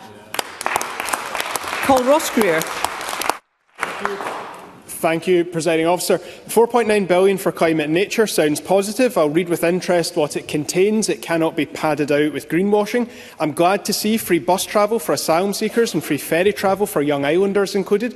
These were both commitments secured by the Greens when we were in government, but cut by the SNP this year, so I'm glad those cuts have been undone. I'm also glad the government's agreed to the Green proposal to increase tax on the purchase of second-hand holiday homes.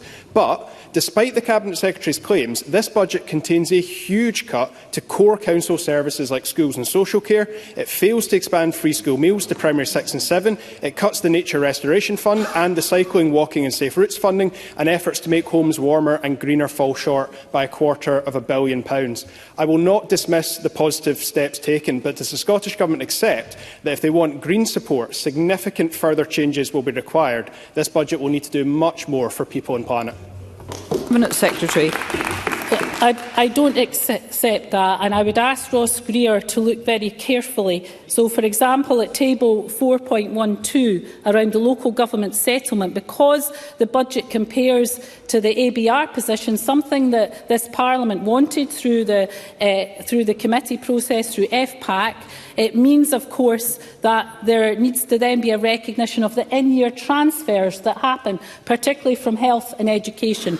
All of that is set out at table 4.12 that shows the £1 billion of extra investment in local government. So I would urge Ross Greer to look at that. But let me welcome the welcome that he has made for the very substantial investment, the £4.9 billion investment in positive climate action. I'm sure that is something that Green colleagues will welcome, and I'm happy to continue to discuss with him and others the content of this budget. Thank you. I call Alex Cole-Hamilton. Thank you very much, Presiding Officer. Presiding Officer, after 17 years, this country is badly off course. And if we're honest, we know that the only thing will truly bring about the change that Scotland needs is a change of government. In the meantime, Liberal Democrats will work hard to unpick some of the damage that has been done. So it is right that the government have listened to us and included spending on social care, affordable homes, insulation, winter fuel payments for pensioners, on additional support needs, on ferries and tunnels, GPs, dentists, long COVID, mental health, on Edinburgh's Eye Pavilion, the Belford Hospital, and business rate relief for hospitality. All of these were Liberal Democrat demands, and they are in the budget. But let me be clear, Presiding Officer, this does not guarantee our support. As in all budgets, the devil will be in the detail, and we'll be looking closely at that. Presiding Officer, in years previous, the SNP have done this dance many times. They say they have spent all the money at the start of the process, only to find huge amounts of cash down the back of the sofa as we move forward. So, will the Cabinet Secretary dispense with that charade, be clear with Parliament now and tell us how much she has kept in reserve and what she is willing to do with it? Cabinet Secretary. Well, look, first of all, let me welcome Alex Cole-Hamilton's welcome of a number of the content of this budget, which I started this budget statement by talking about the engagement we've had across this Parliament. And I think I've managed to speak to most of the things, or many of the things, that have been raised by members across these benches. And with perhaps the exception of the Tories, who came with a £1 billion tax cut list. But most other members and parties have been very constructive in this process. And given we're a minority government, That's how we need to proceed. So let me say about the very keen to continue to have engagement across this Parliament. In terms of his final comment about unallocated resources, really the only unallocated resources will be in the Scotland territory. But of course, we wouldn't want to invest all of the Scotland money, I wouldn't have assumed, in one financial year. This is funding that can be invested over a number of financial years, and that's something that we are keen to talk to members about. So let's keep talking. At the end of the day, we need support across this Parliament. I think what I have put on the table today should garner that support. Thank you. I call Michelle Thompson to be followed by Murdo Fraser. Thank you, Cabinet Secretary, for that statement and for the SNP Government's continued support of Scots. A number of mitigations were already in place to alleviate Tory Westminster austerity, and today has seen the addition of further measures to alleviate UK Labour austerity. But I'm personally heartened to see the growth plans for housing, for enterprise agencies, for digital connectivity, for AI and robotics, for skills, for roads, for the Invest to Save fund, for capital spend, for offshore wind and supply chain, and most of all, the protection of ScotWind funds. But can the Cabinet Secretary briefly outline which area she believes will add most to ensure Scotland's economy prospers and that makes this Scottish budget a real budget for growth? Cabinet Secretary. Well, can I thank Michelle Thompson for her question. I think there is a lot in this budget for growth. The investment in green energy, for a start, is very, very important. The investment in our enterprise agencies is also important, as is also the investment in our trade offices. I heard this morning about Scottish Development's international support for the energy company that I visited this morning, and that's been crucial in them securing investment on a global stage into Scotland, something that I see the Tories wanted to remove from the budget. Very strange when they're supposed to support economic growth to remove one of our key agencies from doing the good work that they do with companies like Logan Energy. I think that is inexplicable. Can I also say to Michelle Thompson that she will be pleased to know that the budget also helps provide a positive future for Grangemouth, providing £7.7 million to support work to secure a long-term and sustainable future for the industrial cluster. And I'm happy to keep engaging with her on that point. Murdo Fraser to be followed by Fulton McGregor. Thank you, Presiding Officer. The Cabinet Secretary in her statement talked about the need for a thriving economy. That's very welcome, because Scotland's low growth compared to the rest of the UK has cost our economy £11 billion since 2011. But this budget cuts the enterprise portfolio by a further £33 million on top of last year's cuts, delivering a cut over 2 years of £100 million, or 20% in the Deputy First Minister's portfolio.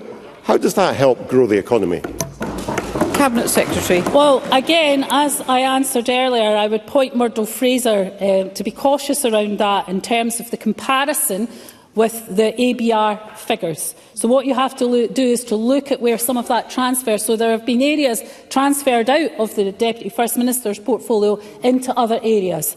And I think we have to be absolutely clear about that. And I will write to Murdo Fraser with the detail of that. Plus, of course, the investment in the Scottish National Investment Bank is a hugely important investment. Murdo Fraser talked about the Scottish economy, and actually the figures for the Scottish economy, and I laid out some of the tax revenue gain in my statement, which I think is very positive. We have productivity has grown by an average rate that is higher than the UK's. We've seen GDP per capita growing at a faster rate than the UK's since 2007. We've seen a record number of foreign direct investment projects put at risk by the Tory cuts to SDI, of course, that were secured in Scotland in 2023, maintaining Scotland's position as the top-performing area of the UK outside of London for the 9th year running. And, of course, we have net in-migration to Scotland across all tax bands. That says to me that the Scottish economy is resilient and it's doing well, and we should just get behind it and support our businesses. Thank you. I call Fulton McGregor to be followed by Jackie Bailey. Thank you, Presiding Officer. Cabinet Secretary, it will come as very welcome news to my constituents in Coatbridge and Chryson, as well as to those, of course, in Neil Gray's Airdrie and Shotts constituency, to hear that the increase in the NHS capital funding will allow for the new Monklands replacement project to go ahead. Can I ask what discussions the Cabinet Secretary has had with NHS Lanarkshire with regards to this announcement, and what are the Government's expectations now in terms of progression of the project, which is, of course, very urgent and very much needed for the people of Lanarkshire? Cabinet Secretary. Well, NHS Lanarkshire will prepare the full business case for scrutiny by the Scottish Government's capital investment group. That is a normal process, and then officials will liaise with the board regarding funding for that business case and design work. So all of that will now go forward at pace, and I know that it's something that the people of Lanarkshire will very much welcome this investment. Jackie Baillie, to be followed by Willie Coffey. At the start of the SNP government, health spending per head of the population was 17% higher in Scotland than it was in England. Over the past 17 years, this difference has been eroded to less than 3%. That tells you all you need to know about the SNP's priorities. Less money given to the NHS over the entire time John Swinney was either the Finance Minister or the Deputy First Minister. The £2.5 billion for health from the Labour government is welcome and transformational, but this needs to be accompanied by reform and political leadership. So can I ask the Finance Secretary, does she understand why people don't trust the SNP to deliver reform, given that they have been in charge for 17 years and have completely failed NHS staff and patients? Cabinet Secretary. Well, of course, the £2.5 billion funding for the NHS only gets to the NHS if you vote for this budget, Jackie Baillie. And as for the £21 billion record funding, of course, the thing that Jackie Baillie failed to mention was it includes social care funding. And social care funding is absolutely vital if we're going to tackle delayed discharge and look at the system as a whole system, including the NHS and social care. And that's why we've put record investment into social care, including, of course, making sure our social care workers get the pay that they deserve. I call Willie Coffey, to be followed by Liz Smith. Thank you. Can the Cabinet Secretary advise how this SNP budget will provide increased support for local government and the delivery of vital public services under their responsibilities, including my own East Ayrshire Council? Cabinet Secretary. Well, the local government settlement provides record funding of over £15 billion, including £289 million of general revenue grant for local priorities. Individual local authority allocations will be provisionally published in the Local Government Finance Consultation Circular on Thursday the 12th of December. And of course we'll invest £3.3 million in the Learning Estate Investment Programme and Scotland Schools for Future programme. In East Ayrshire, these programmes will support the Doon Valley Community Campus and St Sophia's Primary School and the Barony Campus, Gargaston Primary School, Hurlford Primary School, Muirkirk Primary School, Watriggs Primary School and William McAvenny Campus. Thank you. I call Liz Smith, to be followed by Kenneth Gibson. Thank you. The Scottish Fiscal Commission forecast told us that social security spending was predicted to increase from £6.283 billion in 24-25 to £6.861 billion in 25-26. That's an increase of £578 million, whereas the Cabinet Secretary is saying that the uplift is going to be £800 million. That is a huge difference, Cabinet Secretary. So where on earth is the money coming from to pay for that uplift?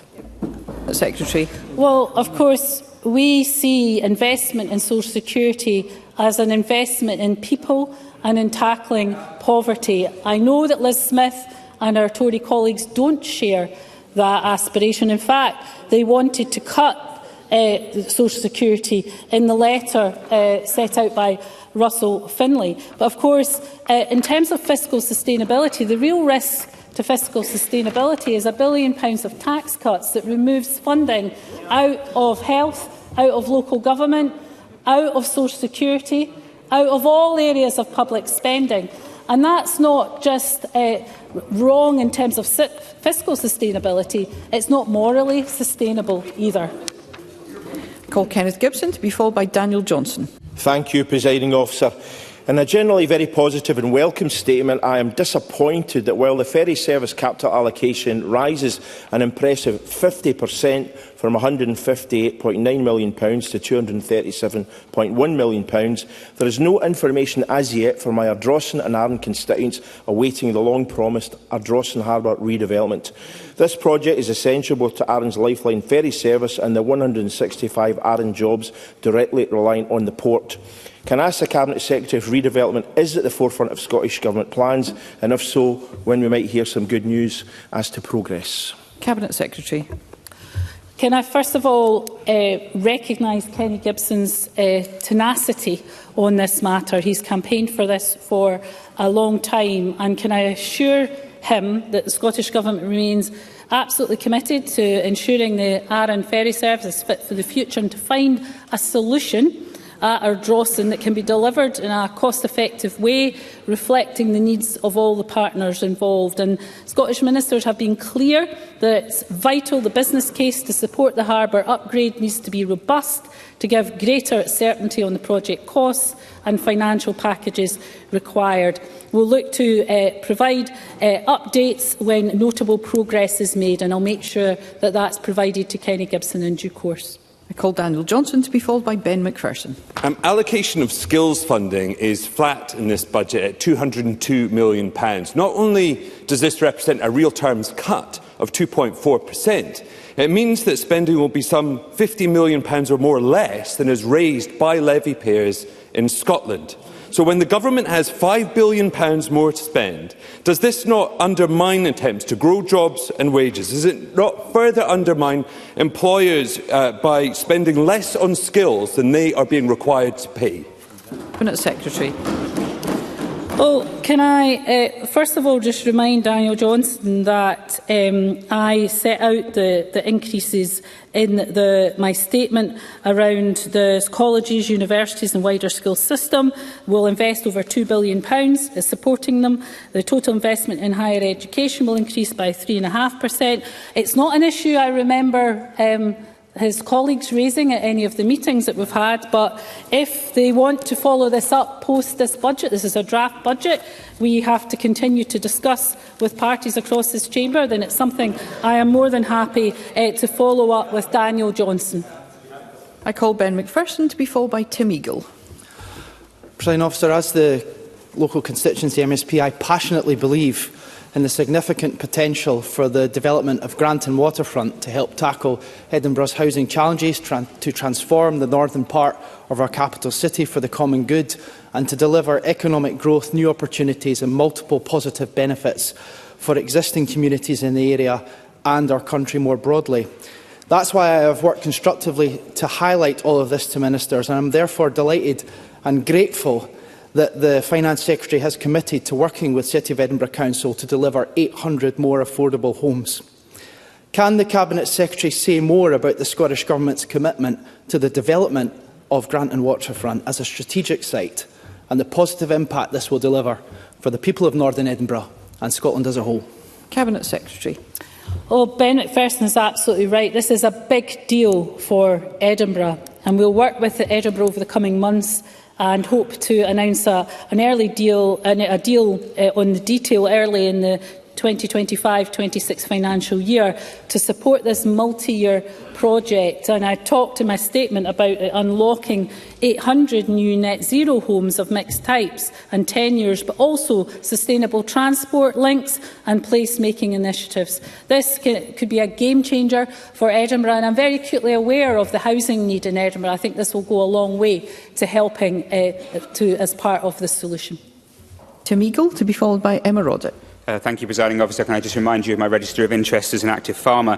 Hundreds of farmers stood outside less than a week ago calling for fair funding. The SNP said they would listen. This budget falls significantly short of what NFUS saw as a baseline figure, and £46 million that was snatched in previous budgets won't be given back in full. This is a budget which seems to have fundamentally left our farmers and fishermen abandoned. Cabinet Secretary, isn't it the truth that this budget fails to deliver the money needed not just for farmers, but for the whole of rural Scotland? Cabinet Secretary. No, it's not true, and what we will deliver through the return of this funding is a transformation fund for agriculture and for food security. Many of these things are things that the farming community and their representatives have asked for. They wanted the money in capital, and they wanted it in a way that could be spent. That money would be difficult to spend in one financial year, which is why it will be spent over 2 financial years. But this is a guarantee to the farmers in rural Scotland that every penny of that funding will be returned. But of course, only if the budget passes. So if Tim Eagle wants money to go to farmers in rural Scotland, then I suggest he votes for this budget. Before I call Emma Roddick, I would ask members to resist any temptation to contribute when they haven't been called to speak. Emma Roddick, to be followed by Mark Griffin. Thank you, Presiding Officer. It's very welcome that the Scottish Government is continuing to make such substantial financial support available to tackle child poverty, including through the Scottish Child Payment, mitigating Labour's two-child cap and ramping up housing investment without additional funding from the UK Government to do so. While the recent autumn statement by the Chancellor was a missed opportunity for Labour to follow our lead in tackling child poverty, can the Deputy First Minister provide further detail as to how this budget helps progress this Government's priority of ending child poverty? Cabinet Secretary.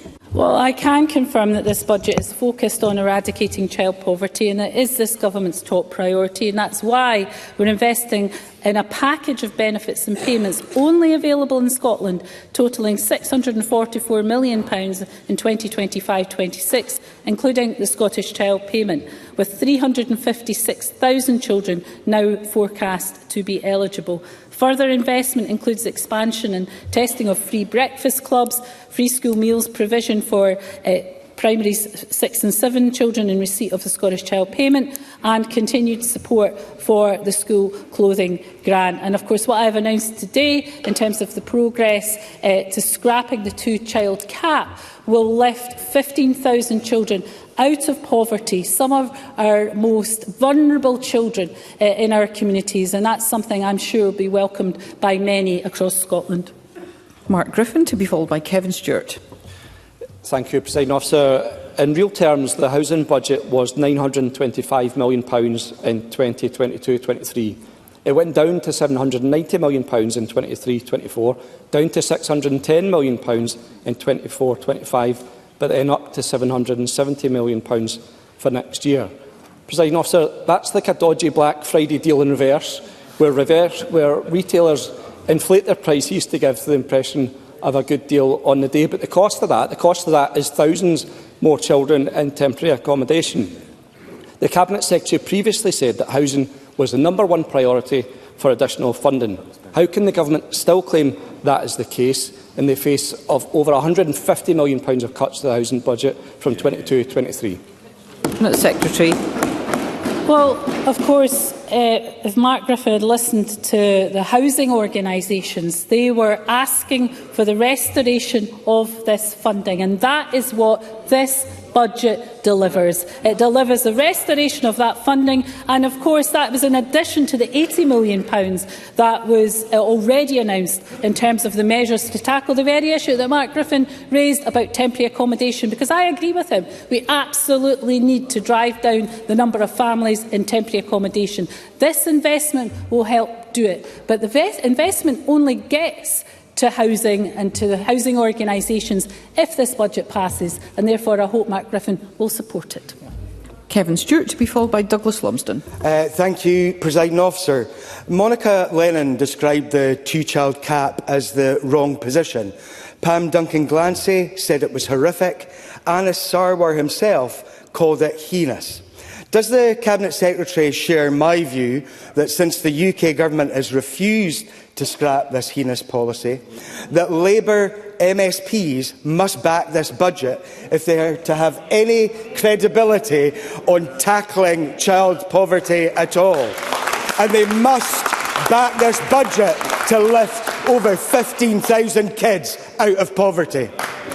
Cabinet Secretary on matters for which the Government is responsible. Well, of course, Kevin Stewart is absolutely right. Actions speak louder than words, and it will be the actions of the Scottish Labour benches on whether or not they vote for this budget, which, among many other things, takes the steps to scrap the two-child cap. So either they're going to get themselves into the same awkward position that they got on winter fuel, or they can do the right thing by supporting a budget that does the right thing by some of our most vulnerable families. The public will be watching, Presiding Officer. I call Douglas Lumsden to be followed by Ash Regan. Presiding Officer, this SNP budget is a damp squib for the North East. We still have no energy strategy and no just transition plan. The much-trumpeted 500 Let's hear Mr Lumsden. The much-trumpeted 500 million just transition fund for the North East and Moray sees its annual allocation at a paltry 15.9 million next year, and it will take decades to stump up at this rate. And of course it comes after the shameful abandonment last year of the 80 million carbon capture fund. Surprise, surprise, no sign of it again this year. Thousands of jobs across the North East are being lost while this devolved government defers, dithers and delays. So when will the SNP government deliver a just transition, or will they admit it was another empty promise to the North East of Scotland? Cabinet Secretary. Well, I've never heard anybody so raging at 150 million investment in green energy for the North East of Scotland. If that's Douglas Lumsden on a good day welcoming something, I would like to see him on a bad day. This is money that will be welcomed by businesses across the North East of Scotland. And do you know why Douglas Lumsden's so angry? He knows it too. I call Ash Regan to be followed by Bob Doris. I'll start, Presiding Officer, by sounding a cautious note of consensus with the Government. I believe this budget is a step in the right direction. However, many Scottish households are under immense pressure, which is why in my budget dealings I've sought to protect both children and also pensioners via their winter fuel payments and extending free school meals. And I welcome the progress that the Government has made on those two issues. However, the Government promised in 2021 to provide free school meals for all primary school children. And this budget does not deliver on that commitment. Why not? Cabinet Secretary. Well, first of all, can I welcome Ash Regan's welcome for the substantial contents of this budget in regard to winter fuel payments and the two-child cap. Well, we have decisions to make about where we think the investment can make the biggest impact on eradicating child poverty. And that's why this Government has concluded that the biggest impact is to lift 15,000 children, our most vulnerable children, out of poverty through the scrapping of the two-child cap. Now, our programme of investment in free school meals will continue, targeting those in primary 6 and 7 who are in receipt of the Scottish Child Payment, and we will go further in the future as resources are available. But faced with a choice of what makes the biggest impact for the most vulnerable, poorest children in our society, eradicating the two-child cap wins every time, and that's what we will do. Thank you. And I call Bob Doris to be followed by Pam Duncan-Glancy. Thank you, Presiding Officer. I recently met with Hospice UK, and it was sobering to hear that UK Labour's national insurance increases will rob Scotland's hospices of £2.5 million each and every year. Combined with challenges over core funding and unmatching NHS pay awards, an under-pressure sector needs support. How can today's budget help Scotland's hospices? Cabinet Secretary. Well, first of all, can I absolutely agree with Bob Doris about the importance of our hospice sector. And we'll provide £4 million for the hospice sector, and from 2025-26 we'll align the support that we provide for pay uplifts in the hospice sector to the outcomes of the NHS Agenda for Change negotiations. I know that's a really important matter for our hospice sector, and this will ensure that hospices will get the additional funding that's needed to see their healthcare staff match pay increases with NHS staff. And I hope that's something that Bob Dawes and others will welcome. Thank you. I call Pam Duncan-Clancy to be followed by Clare Haughey. Thank you, Presiding Officer. The budget today fails to deliver the change direction we need for our schools, colleges and universities. It continues on the Government's failed path, which has led to falling standards, overstretched staff and managed decline. And in some cases, it's not even more of the same for the Government, it's less. So can I ask the Cabinet Secretary, how on earth will less than £1 million each to local authorities on ASN and cuts to budgets in colleges and universities for student support possibly improve outcomes and spread opportunity for all of Scotland's children and young people? Cabinet Secretary. Well, can I say to Pam Duncan-Clancy quite the opposite. There's more money in this budget for teachers. There's more money for additional support needs.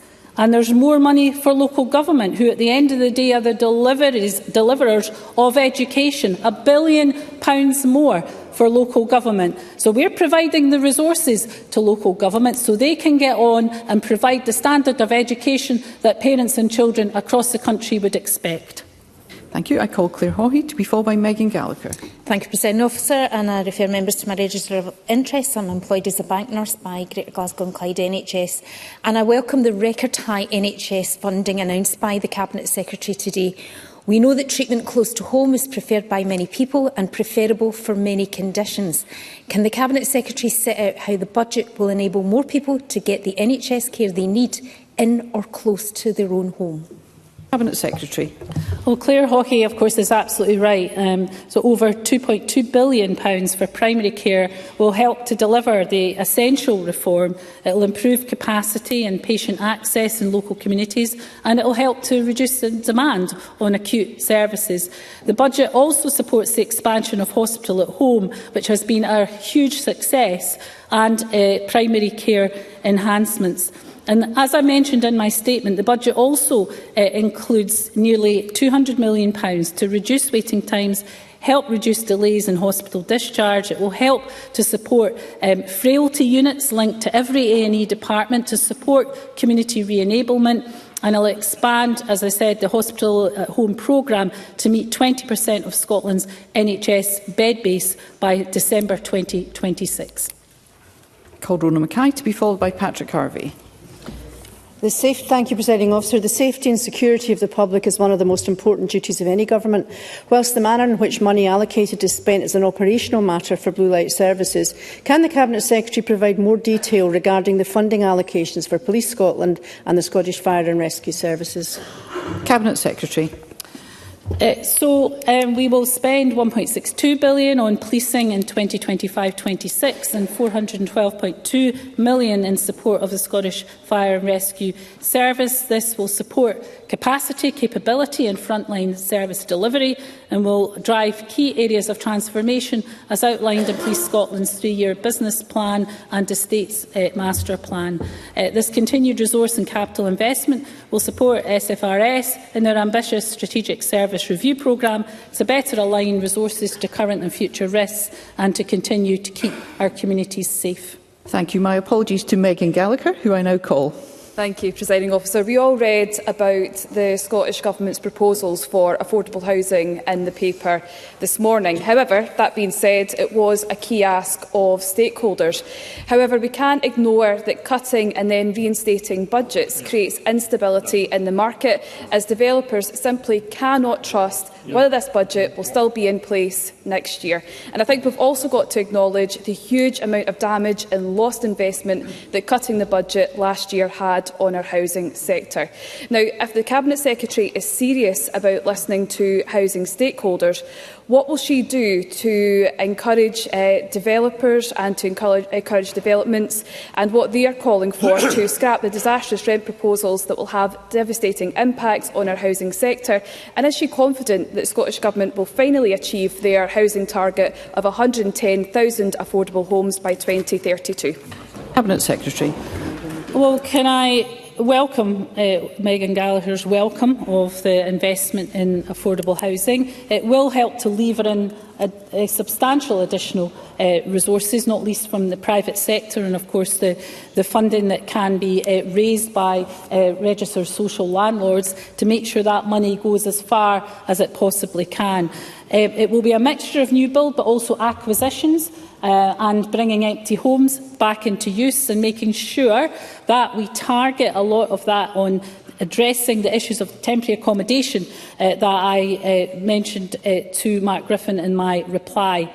The only thing I would say to Megan Gallagher, though, is that that investment would be put at serious risk if her leader's letter's contents was to be enacted of £1 billion of tax cuts, because that would be £1 billion less for investment in affordable housing, £1 billion less for our NHS, local government, and that cannot be reconciled with coming here and asking for more money for any aspect of public services in Scotland. Thank you. I call Patrick Harvie to be followed by George Adam. The Cabinet Secretary thanked high-income earners for making the fairer contribution that they do. I'm sure she also wants to thank the Greens for designing Scotland's more progressive tax system that's raised that extra £1.7 billion a year. The Greens made the case for it while the SNP were still resisting it.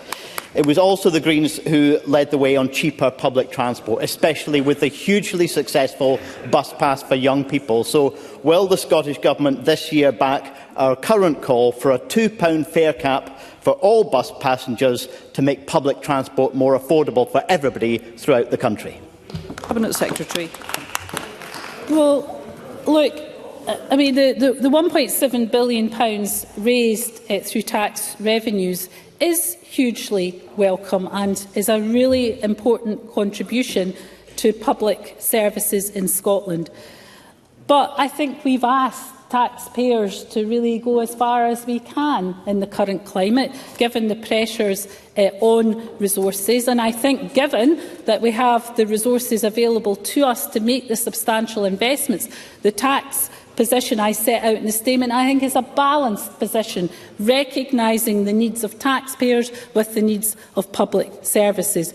In response directly to Patrick Harvie's question about buses, we have made substantial investment in the bus network through this budget, and of course we are delivering asylum seeker free bus travel, one of the things that Greens asked for, and a substantial investment in many areas of positive climate action amounting to £4.9 billion. So we'll continue to have these dialogues, but I hope Patrick Harvie will recognise that this is a budget that is good for the climate in terms of the action that we need to take here in Scotland, and I hope that's something that him and his colleagues will welcome. Thank you. I call George Adam to be followed by Alexander Stewart. Thank you, Presiding Officer. As the Cabinet Secretary mentioned in her statement, Labour issued a press release where they demanded that this budget provide £25 million more for culture and music venues to get 40% business rates release.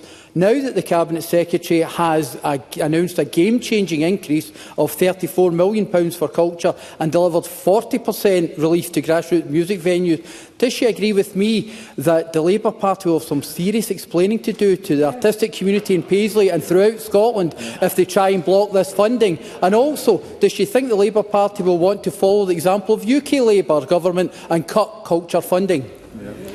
Cabinet Secretary. Well, can I agree with George Adam that Labour will have some explaining to do if they vote against this budget for a whole variety of reasons that I have set out. But it is curious that Labour have not quite yet got round to asking me about culture funding. I'm sure if time allows, somebody might ask me or even welcome the investment in culture that this government is making through this budget. I'm sure if we wait long enough, we might just hear that.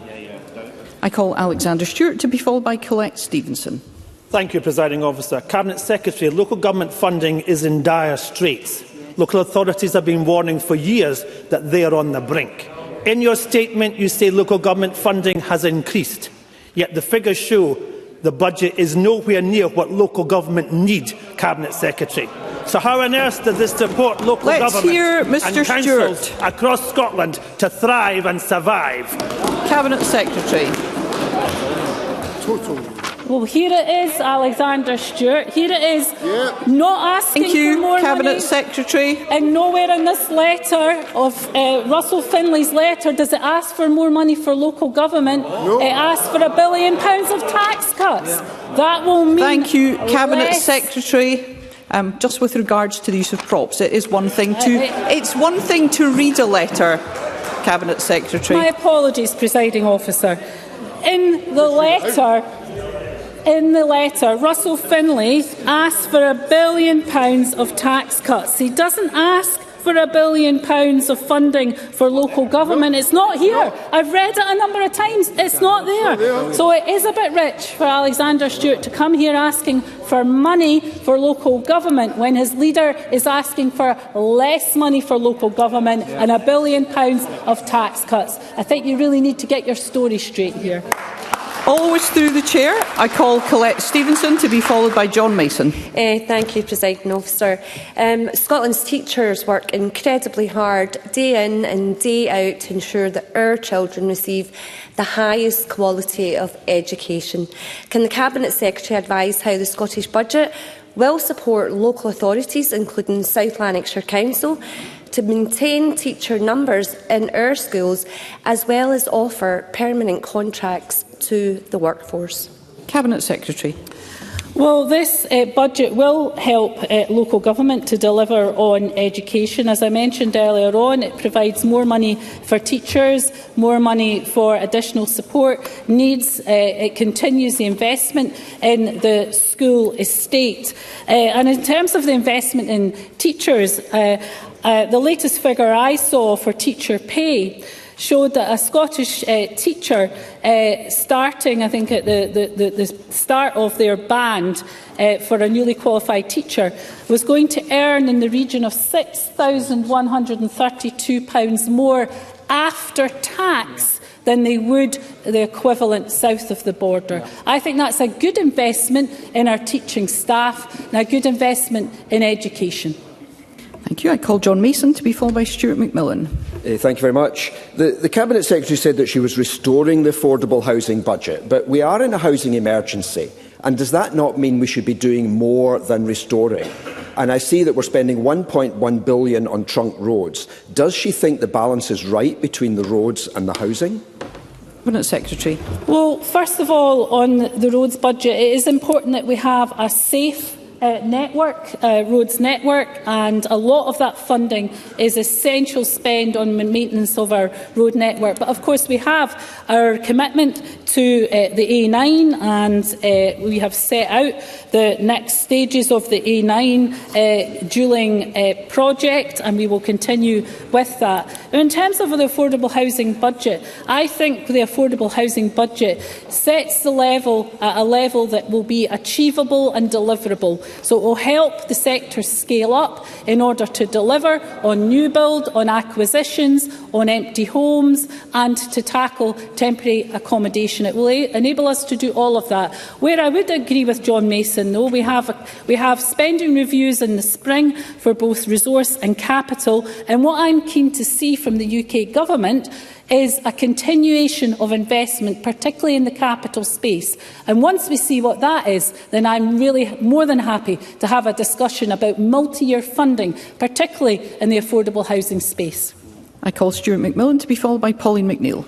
Thank you, Presiding Officer. I welcome the range of measures outlined in the budget proposal, and certainly will increase economic growth and send the message that Scotland is very much open for business. Can the Finance Secretary advise how the support and actions outlined in her budget will support businesses in the Inverclyde community?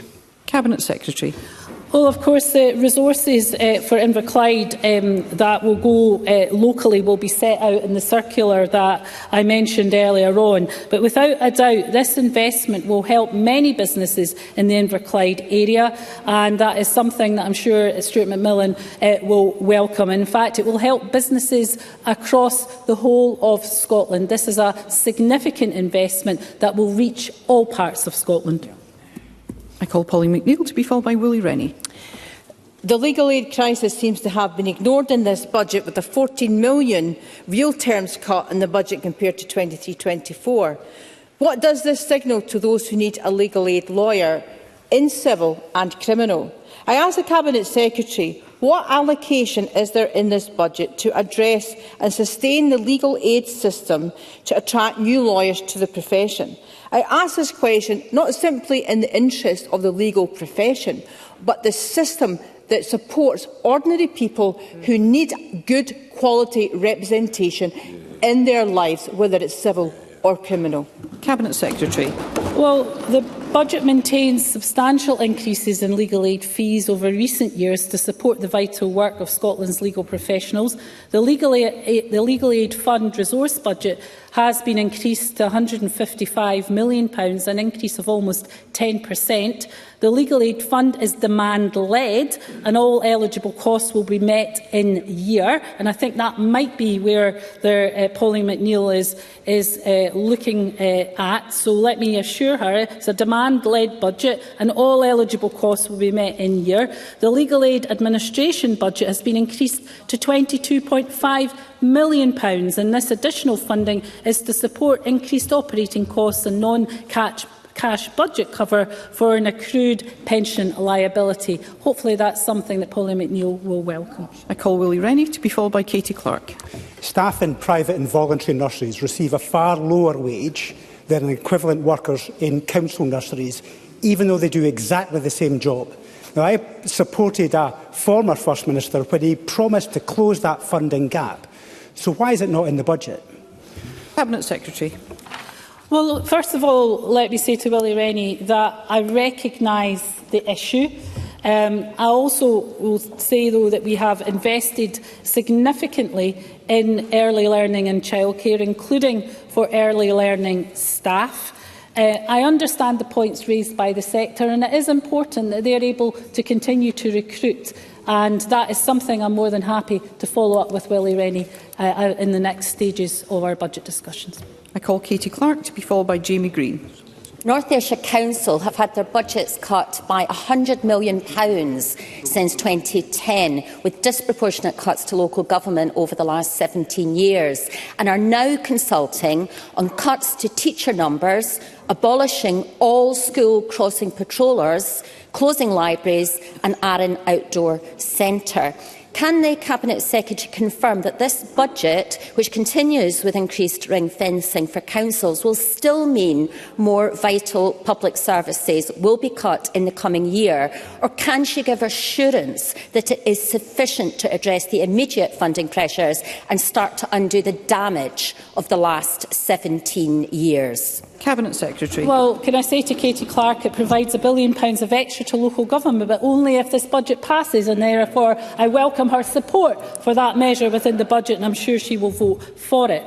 In terms of the ring-fence funding, from recollection, and I'll correct if it's not right, I think there's an extra £500 million plus that is being de-ring-fenced in the local government settlement, something I am sure she will welcome. So the real terms increase in the general revenue grant, the removal of ring fencing, the council tax flexibility, all will help in terms of local government funding of local services, and I am sure that is something that Katie Clark will welcome.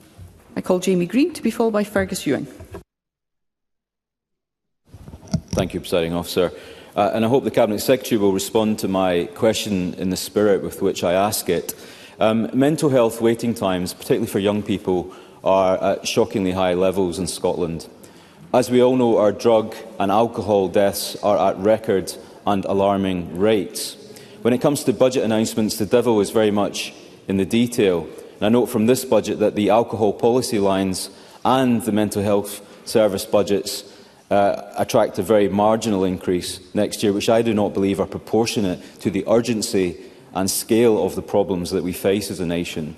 Can I simply ask the Cabinet Secretary if she will give the Chamber some confidence that these societal and serious issues are front and centre of the Government's approach to the budget, and that she will do what she can as she goes through this budget process to make sure that those in society who need help are given it? Cabinet Secretary. Oh, can I welcome Jamie Green's tone and constructive tone, and I'm very happy to continue to discuss these matters with him. Can I say, in terms of mental health, there have been increases to mental health spending. Also, in terms of CAMS, he will recognise that this was a real challenge, but there has been substantial progress across the country in terms of CAMS performance, and that's something to be welcomed. I mentioned in my statement further support for teenagers around mental health support, and hopefully that is something that he will welcome. And in terms of alcohol and drugs, I absolutely recognise the importance here. And we're maintaining the record levels of funding for drugs and alcohol. And of course, there will be some funding transfers within the year in terms of the alcohol and drug partnership. So very happy to keep continuing to discuss these matters with Jamie Green as we go forward. I call Fergus Ewing to be followed by Edward Mountain. Thank you, Presiding Officer. Budgets should not just be about spending ever more or indeed less money, but should surely be about achieving far greater value from every pound spent. Now, 1 in 3 of the acute beds in Highland are currently occupied by people at their end of their life. I see the Cabinet Secretary for Health nodding. And the Highland Hospice reckon that 40% of these could and should be receiving palliative care by other means, normally at home, where people wish to have it. So my question to the Cabinet Secretary is this. Is she, as I am, bothered, bemused and bewildered that NHS Highland is not collaborating far more effectively with bodies like the Highland Hospice, who can provide that and arrange that palliative care in the community far quicker, far cheaper and far better? Cabinet Secretary, in relation to matters raised in your statement. Well, can I first of all agree with Fergus Ewing that we do need to make sure that we get maximum value for every pound spent in our public services, and the Minister for Public Finance is on this 24/7. Not just because he believes in it passionately, because it's the right thing to do on behalf of the whole government. So let me give Fergus Ewing that reassurance. The point about where people are cared for is critically important here. Now, I mentioned in my statement the hospital at home, which is really, really important in supporting people at home and avoiding actually hospital admissions, but also in terms of the role of the hospice movement, and I talked about the investment that we're making there is really, really important. I understand from the Health Secretary that he has also asked for more collaboration and for that to be moved forward at pace. And I'm sure the Health Secretary will update Fergus Ewing on that point. But on the point of principle, I totally agree with Fergus Ewing. Thank you. That concludes the ministerial statement on the Scottish Budget. Oh, my apologies, Mr Mountain. I'm getting ahead of myself. The final question will be Edward Mountain. Thank you, Presiding Officer. Saving the best till last. The EV Infrastructure Fund, announced in 2023 of £30 million, has just seen £6 million spent. Can the Cabinet Secretary confirm that there will be £24 million allocated within the Energy and Efficiency and Decarbonisation line, or has it been cut like the Modal Shift Revenue Support Scheme? Cabinet Secretary. I'm really glad that Edward Mountain got in with this question, because it enables me to tell Edward Mountain that we've actually reached our targets on EV charging 2 years early, something I am sure that Edward Mountain will welcome that progress, and I really want to thank him for the opportunity to put that on the record. So I will continue to make sure that all of the elements that are part of our tackling the climate emergency receive the funding that they require, and I set out a substantial package of investment within my statement that will help on all of these fronts. Thank you, and that concludes the ministerial statement on the Scottish Budget 2025 to 2026. The next item of business is consideration of Business Motion 15710 in the name of Jamie Hepburn. I call Tess White for a point of order. Guidance after Patrick Harvie MSP inappropriately suggested earlier this afternoon that I was dragging Scotland's culture sector into Tory transphobic culture wars. His comment followed a question I raised about Creative Scotland supporting free speech after a member of staff attempted to stop bookshops stocking gender-critical author Jenny Lindsay. I ask under Rule 7.3.1 of the Parliament Standing Orders whether describing gender-critical views as transphobic is in line with the courteous and respectful manner expected of MSPs in this chamber. It was disrespectful, Presiding Officer. For the women and girls watching proceedings today, they were shameful comments. Thank you, Ms White. The Deputy Presiding Officers and I will always protect the right of members to scrutinise, to debate and to challenge each other robustly. Challenges to opinions and policy positions are perfectly in order. However, we will not accept members being personally insulting or disrespectful towards one another. We will... Patrick Harvie, point of order. I'm grateful. Further to that point of order, I would seek some reassurance and clarification that challenging transphobia and transphobic views is not regarded in this chamber as a personal insult to anyone. Thank Mr Harvie for that point of order. I have ruled on this already, and I would ask members always to ensure that they treat one another with courtesy and respect at all times in this Parliament. We move on to the next item of business, which is consideration of Business Motion 15710 in the name of Jamie Hepburn on behalf of the Parliamentary Bureau setting out a business programme. And I call on the Minister to move the motion. Move, Presiding Officer.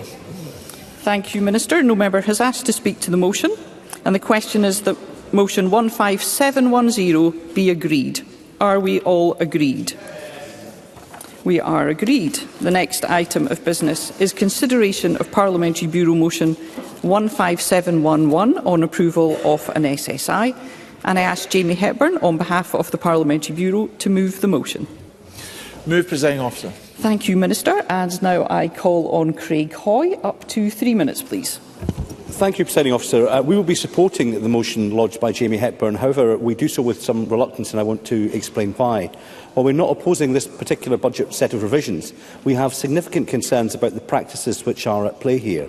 There are questions that need to be asked about government transparency and about whether Parliament has been able to properly scrutinise the final details of major in-year budget changes. The Scottish Fiscal Commission, Audit Scotland and independent analysts agree that greater transparency is needed around the Scottish Government's budget revisions, because very significant proportions of the original Scottish budget are being transferred in-year between portfolios.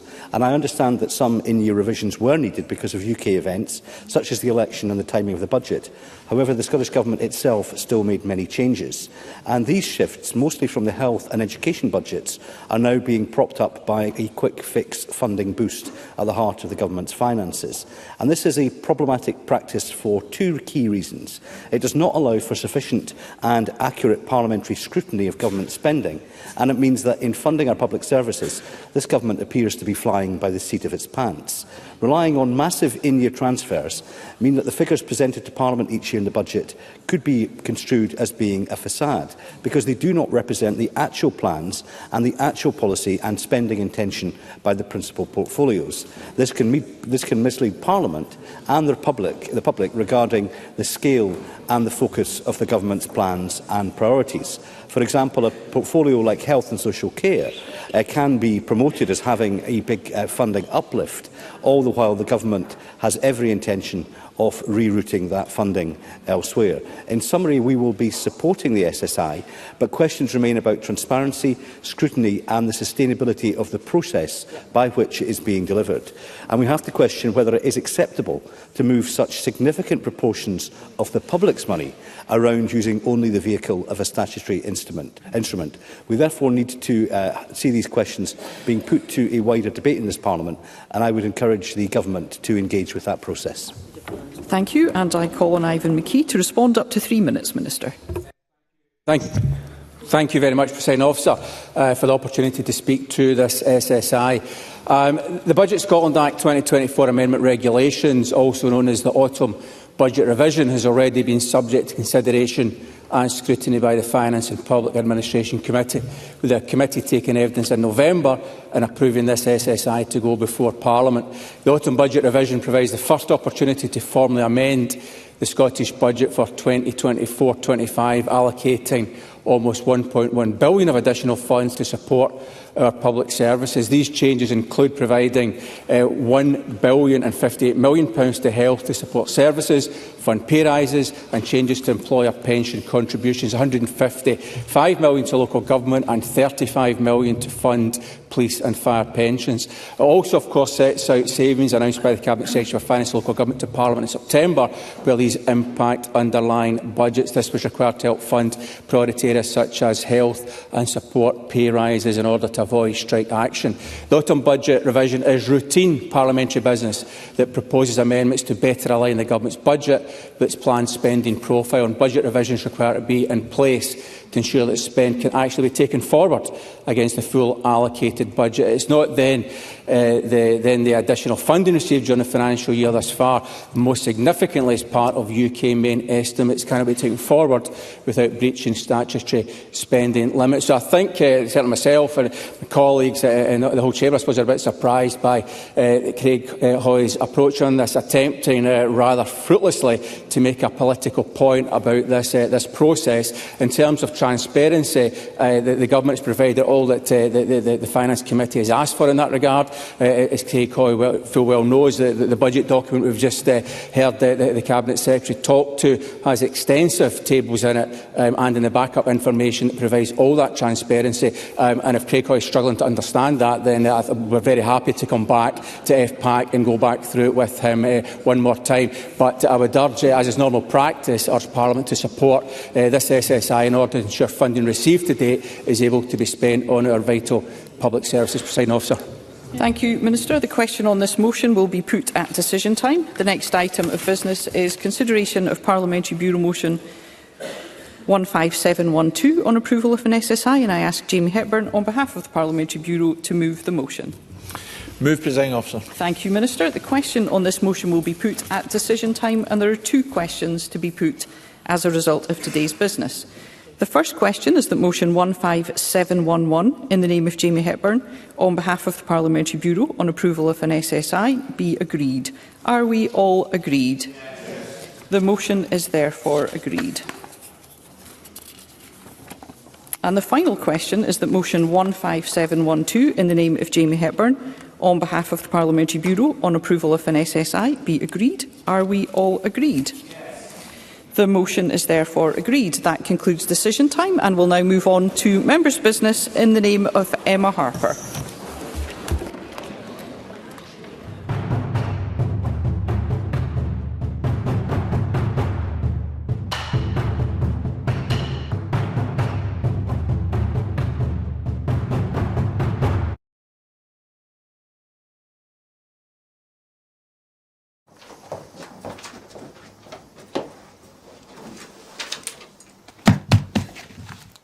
Hello and welcome to Broadcasting Scotland. My name is Lewis McGlynn. Hello and welcome to Broadcasting Scotland. My name is Saoirse Healy. Hello and welcome to Broadcasting Scotland. My name is Donald C. Stewart. Broadcasting Scotland is Scotland's independent broadcaster, providing factual news, reporting on the issues important to the people of Scotland. We are committed to public service broadcasting, and with your support, we will produce even more programmes. Provide opportunities for young people interested in media production and broadcasting, and challenge preconceptions of what Scottish media looks like, amplifying Scotland's voice and reflecting its communities. We can already deliver high-quality live news, and we will create the highest quality programmes for you to enjoy. But we can only do that with your support. So please subscribe to and share our channel or donate to Broadcasting Scotland via the link in the description. Thank you. Thank you. Thank you.